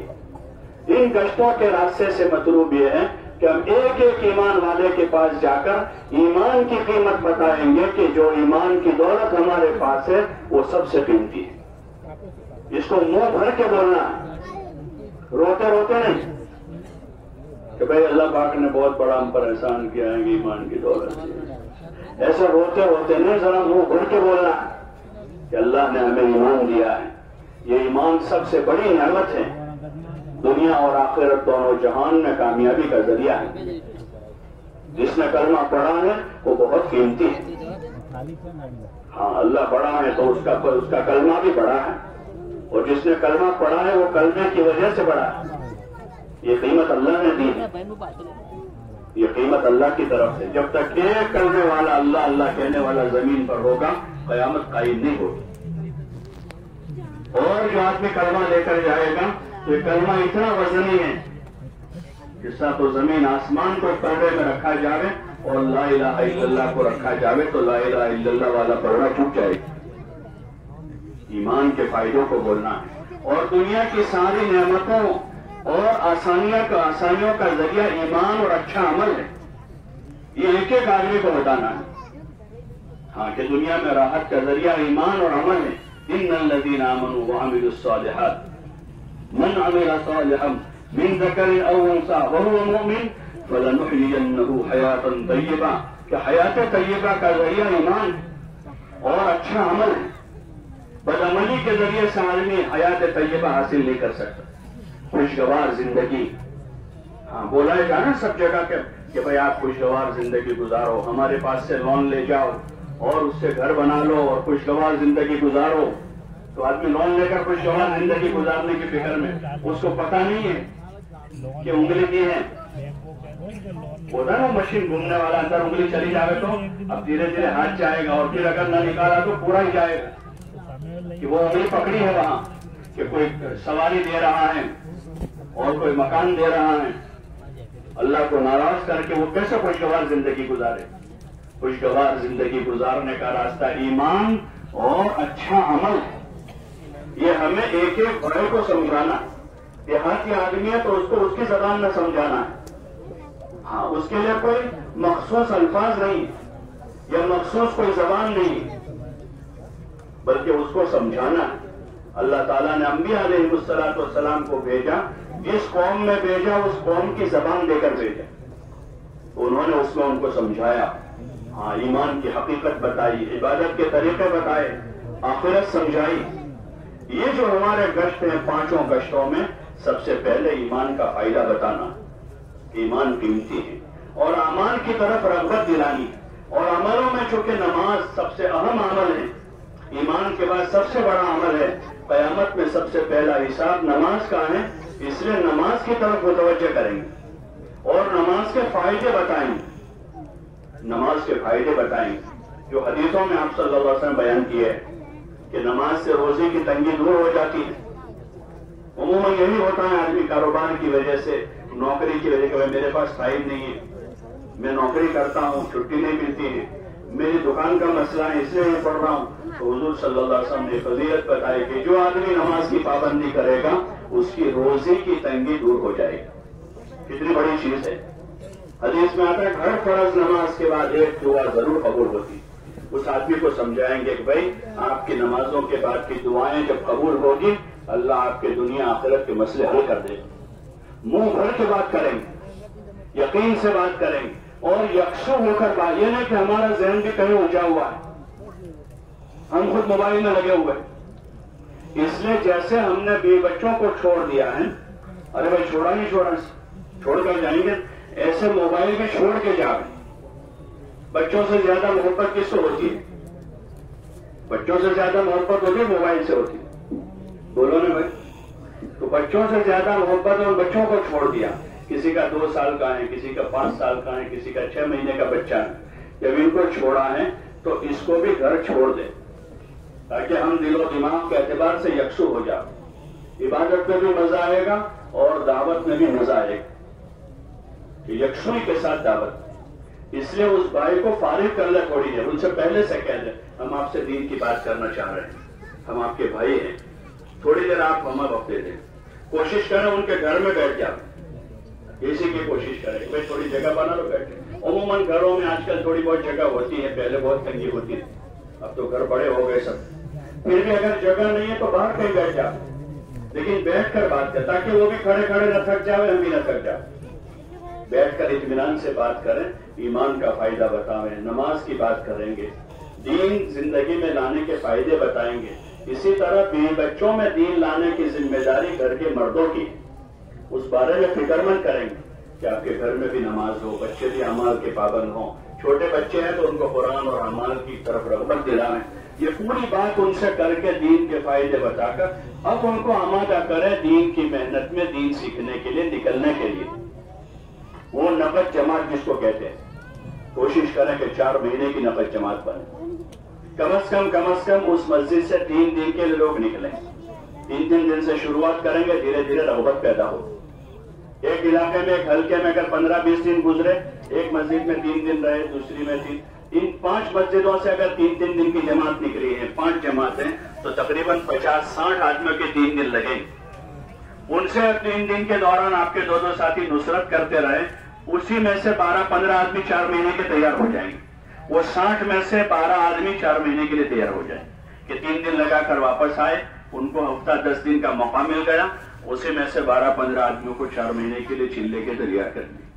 اب وہ نکلیں گے, وہ جا کر آئیں گے تو اس بستی میں جو ہے یہ کچھ دین کی طلب والے, دین کی محنت والے تیار ہو جائیں گے.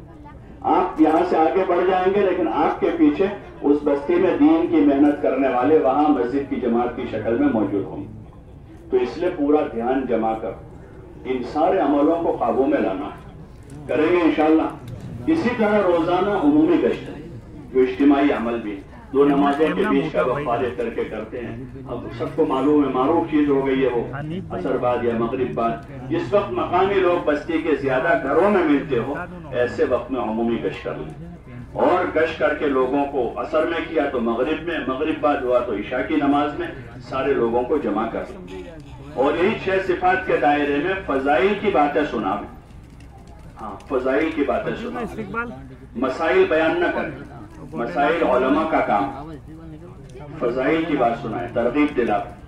اور کسی چیز پر تنقید بھی نہ کریں اس بستی کی بے دینی پر کہ بھئی یہاں بہت بے دینی ہے, کوئی نماز بھی نہیں آتا ہے, یہاں یہ نہیں ہے, وہاں وہ نہیں ہے. کوئی تنقید نہ کریں, کسی کی تحقیر نہ کریں اور کسی کی تنقیص بھی نہ کریں, کم نہ بتائیں. کوئی کام وہاں دینی ہو رہا ہے تو یہ کہ بھئی یہ تو برسوں سے ہو رہا ہے, کچھ بھی تمہارا نہیں ہوا ہے, یہ کام کرو گے تو یہ تمہارا کام ہوگا.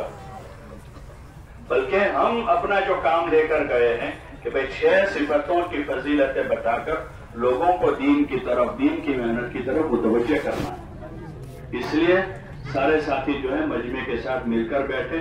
ہمارا جو بات کرنے والا ساتھی موٹے موٹے انداز میں ان باتوں کو جو ہے اللہ کی طرف متوجہ ہو کر فضائل کی کتابوں میں جو فضیلتیں سنی ہیں اس کی روشنی میں فضیلتیں بتائیں, حدیث کا مفہوم بیان کریں, کیونکہ ہم کو اچھی طریقے سے الفاظ یاد نہیں ہیں. تو ہم مفہوم کے طور پر حدیث بتاویں کہ حدیث پاک کا مفہوم یہ ہے کہ نماز پڑھیں گے یہ فائدہ ہوگا، ذکر کریں گے یہ فائدہ ہوگا، دین کے اللہ کے نام پر جان مال لگائیں گے یہ فائدہ ہوگا۔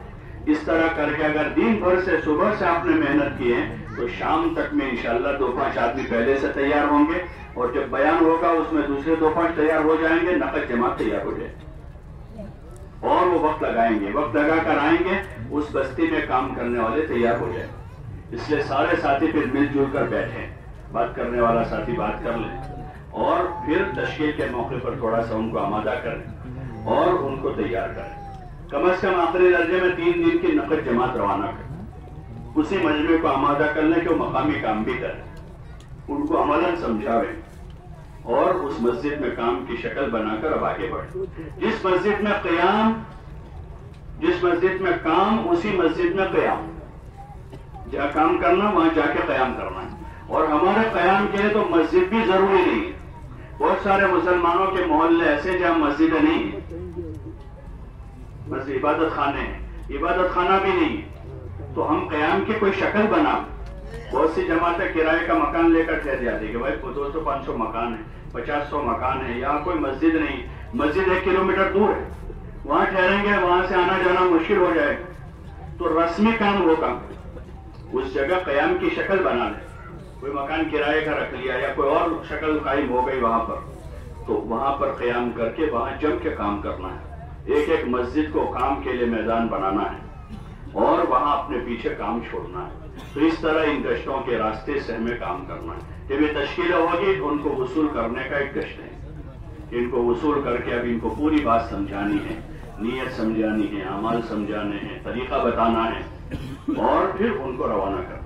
3 دن کی جماعتیں ہیں تو وہی قریب جاتی ہیں، تو جماعت کے 2 ساتھی دوسرے دن ان کی نصرت کریں، ان کی خیر خبر پوچھیں، کیا کر رہے ہو، کیسے کر رہے ہیں، کچھ کمی بیشی ہے تو ان کو سیکھنے سکھانے کے طور پر ترغیب، حکم کے طور پر نہیں۔ تبلیغ میں جو ہے کوئی کام حکم کے طور پر نہیں، ہاں فرمائش ہے، حکمت محبت کے ساتھ سیکھنے سکھانے کے طور پر، کہ ہم آپ سے سیکھیں گے، آپ ہم سے سیکھیں گے، جو ہمیں آتا ہے سکھا دیں گے، نہیں آتا سیکھیں گے۔ تو اس طریقے سے ان کو دین کی طلب بھی پیدا کرنی ہے، دین بھی سکھانا ہے جو اصل چیز ہے، اور دین کی محنت کا طریقہ بھی سکھانا ہے۔ صرف طریقہ نہیں سکھانا ہے، اصل چیز دین ہے، کلمہ صحیح کروانا ہے، نماز سکھانی ہے، جو دین کا اہم اجزاء ہیں، اور اس کے ساتھ اس کو سیکھنے سکھانے کا طریقہ بتانا ہے۔ اس طرح کریں گے انشاءاللہ تو تمام بستیوں میں کام کی شکل بنے گی، نقد جماعتیں بنے گی، مسجد وار جماعتیں بنے گی، ساتھیوں کے 24 گھنٹے صحیح گزریں گے تو انشاءاللہ ہر ساتھی روزانہ ترقی محسوس کرے گا، اللہ کا تعلق بڑھے گا، عبادت میں جی لگے گا، سیکھنے سکھانے کا جذبہ پیدا ہوگا، اندر جو ہے ندامت پیدا ہوگی، جو اس کا صحیح اثر ہے، عبادت کا ذوق ہے، ندامت پیدا ہوئی ہے، آدمی میں نرمی اور تواضع پیدا ہوئی، لایانی سے آدمی کو نفرت ہو رہی ہے۔ کہ پہلے روزانہ عشاء کے بعد بازار جانے کی فکر میں تھا، 10 دن ہو گئے، اب 10 دن کے بعد بازار جانا بند کر دیا۔ پہلے روزانہ ٹہلنے کے لیے جانے کی فکر تھی، اب 10 دن کے بعد کہ امیر صاحب اب باہر نہیں جائیں گے، یہی مسجد کے صحن میں تھوڑا ٹہل لیتے۔ تو یہ ہے کہ صحیح وقت لگنے کا اثر ظاہر ہو، اس لیے اس کی کوشش کریں کہ تمام قسم کی لایانی سے، بازاری ماحول سے بچاویں۔ پرانے لوگ کہتے تھے کہ مسجد کی 4 دیواری، مسجد کی 4 دیواری، آنکھوں کی پردہ داری اور راتوں کی آہوزاری اور اپنے امیر کی تابع داری۔ جب یہ چیزیں ہوگی تو آدمی بنے گا کہ اپنے امیر کی اطاعت کرے، جن کو بھی مشورے سے بنا دیا جائے۔ امیر بننے کا داعیہ نہ ہو، ورنہ اللہ کی مدد نہیں ہو، چاہے کتنا پرانا آدمی ہو، 20 سال سے جماعت لے کر جاتے، لیکن اس وقت جا رہے ہیں تو داعیہ نہ ہو کہ مجھے بنا، ہاں مشورہ والے بنا دے تو ذمہ داری لے لیں، لیکن داعیہ اندر نہ ہو۔ یہی کوشش کریں کسی اور کو ذمہ دار بنا دیا جائے تو اللہ کی مدد شامل حال ہو جائے گی، اور پھر جس کو بھی ذمہ دار بنا دیا جائے اطاعت کرے، ہاں ان کی مان کر چلے، پوچھ کر چلے، اس سے تواضع پیدا ہوگی، ماننے کا جذبہ آئے گا۔ اصل اطاعت اللہ رسول کی ہے، اس اطاعت کی طرف یہ اطاعت ہمیں آمادہ کرے گی۔ اب آگے اللہ کا حکم ماننا، رسول صلی اللہ علیہ وسلم کے طریقے پر چلنا آسان ہوگا، یہ اطاعت کی مشق ہے، जमात में निकलकर किसी एक आदमी को जिम्मेदार बनाकर उसकी मान कर चलना, ये अल्लाह रसूल की इताअत की मश्क है। अभी अल्लाह रसूल की इताअत का जज्बा नहीं हमारा, बहुत से कामों में नाफरमानी कर गुजरते हैं। जब ये मश्क होगी 4 महीने आदमी ने इसकी जगह पे गया, पूछ कर गया कि अमीर साहब खाली होकर कोई और जरूरत है, अमीर साहब जरा मुझे तकाजा, खबर न दे। एक तो खबर है और एक इजाजत, दोनों में फर्क। एक आपने तौलिया कंधे पर है, डोल हाथ में है, साबुन, अमीर साहब गुसल कर लो, ये तो गुसल करने की आप खबर दे रहे हैं। और एक है आपका सारा सामान अपनी जगह है, अमीर साहब के पास, अमीर साहब अगर कोई तकाजा ना हो तो मुझे गुसल का तकाजा, अगर आप कहो तो अभी कर। अमीर साहब क्या कहने, देखो अभी मुलाकात का तकाजा, आप मुलाकात कर लो और आने के बाद कर। तो हमको जरा नागवार ना गुजरे कि भाई मैं गुसल की इजाजत हो तो इजाजत देते नहीं, इसलिए मैंने बगैर इजाजत के कर लिया। बल्कि इजाजत ले, बाहर जाना इजाजत ले, कोई काम है। ये एक मश्क है कि अमीर की इताअत के साथ चलना है, अपने साथियों के साथ खैरखाही करनी है, खिदमत के जज्बे से चलना है। खिदमत लेनी नहीं बल्कि खिदमत करनी है। हाँ, इस वक्त खिदमत लेना जो है वो एक फख्र की चीज हो गई और खिदमत करने को लोग ऐप समझते हैं, यहां तक कि माँ बाप की भी नहीं कर पाते। जिनकी खिदमत पर जन्नत, अल्लाह की रजा, दुनिया आखिरत के कितने सारे फजाइल है उसमें। माँ बाप की खिदमत है, भाई बहनों की खिदमत, बल्कि आम से आम मुसलमान की खिदमत कितना बड़ा काम है। लेकिन जब माल आता है, माल तो सारा नशा अलग चढ़ता है। जब आदमी खिदमत को ऐप समझता है, हालांकि खिदमत इबादत, जैसे मैंने अभी आज क्या हुजूर सल्लल्लाहु अलैहि वसल्लम कह रहे हैं उन सहाबी से कि अगर तुम इसलिए मेरी खिदमत करते हो कि तुम ताकतवर हो तो मैं तुमसे ज्यादा ताकतवर हूं, और अगर तुम इसलिए करते हो तुमको सवाब की जरूरत है तो सवाब की तो मुझे भी जरूरत। कौन कह रहा है? हुजूर अलैहिस्सलाम फरमाए कि सवाब की मुझे जरूरत, तो हम कैसे मुस्तगनी हो सकते? किसी को पानी पिलाने से, किसी की खिदमत करने से, किसी का सामान उठाने से, किसी को खाना खिलाने से, किसी का काम में हाथ बटाने से। हाँ, खिदमत करे अपने साथियों की, और साथियों की खूबियां देखें। खूबियां देखेंगे ना, खूबियां, तो बदतर से बदतर जानवर में भी खूबियां है। और ऐप निकालेंगे तो लोगों ने अल्लाह में ऐप निकाला। किसमें निकाला? बोलो ने भाई, अल्लाह में। लोगों ने हुजूर सल्लल्लाहु अलैहि वसल्लम में ऐप निकालने की कोशिश, हालांकि आप तमाम इंसानों में अफजल है, अल्लाह कह रहा है। तो इसलिए ऐप न देखें किसी की, आंखें बंद कर ले। इसका हमें हुक्म नहीं है और ना हमें जिम्मेदारी किसी ने दी है कि किसी की बुराई देखें, किसी की गफलत देखें। हमको तो अपने बारे में अपने अयूब पर नजर रखें। हजरत मुआज को यमन का हाकिम बनाकर आपने भेजा, ये नसीहत की कि लोगों के अयूब में मशगूल होकर अपने आप से गाफिल ना हो जाए। हम अपने अयूब पर नजर करें और अपने गुनाहों पर रोवें और साथियों की खूबियां देखें, तो इंशाअल्लाह नए से नए आदमी में हमको खूबियां दिखेगी। गुनहगार आदमी में भी कोई खूबी दिखेगी कि हाँ, कि उसके अंदर भी कोई खूबी है, कि उसमें तहम्मुल है, सब्र है, खिदमत का जज्बा है। चाहे नमाज नहीं पढ़ता है लेकिन खिदमत करता है लोगों, तो इसलिए इसकी कोशिश करें। तो इससे मोहब्बतें पैदा होगी, जो बहुत बड़ी चीज है। एक साथ रहते रहते आपस में मोहब्बत पैदा हो, हुस्न ज़न पैदा हो। माया सब फरमाते थे कि अगर मुसलमानों में आपस में हुस्न ज़न कायम हो जावे तो खुदा की दादो दरिश के दहाने खुल जावे, अच्छी गुमान कायम हो जावे।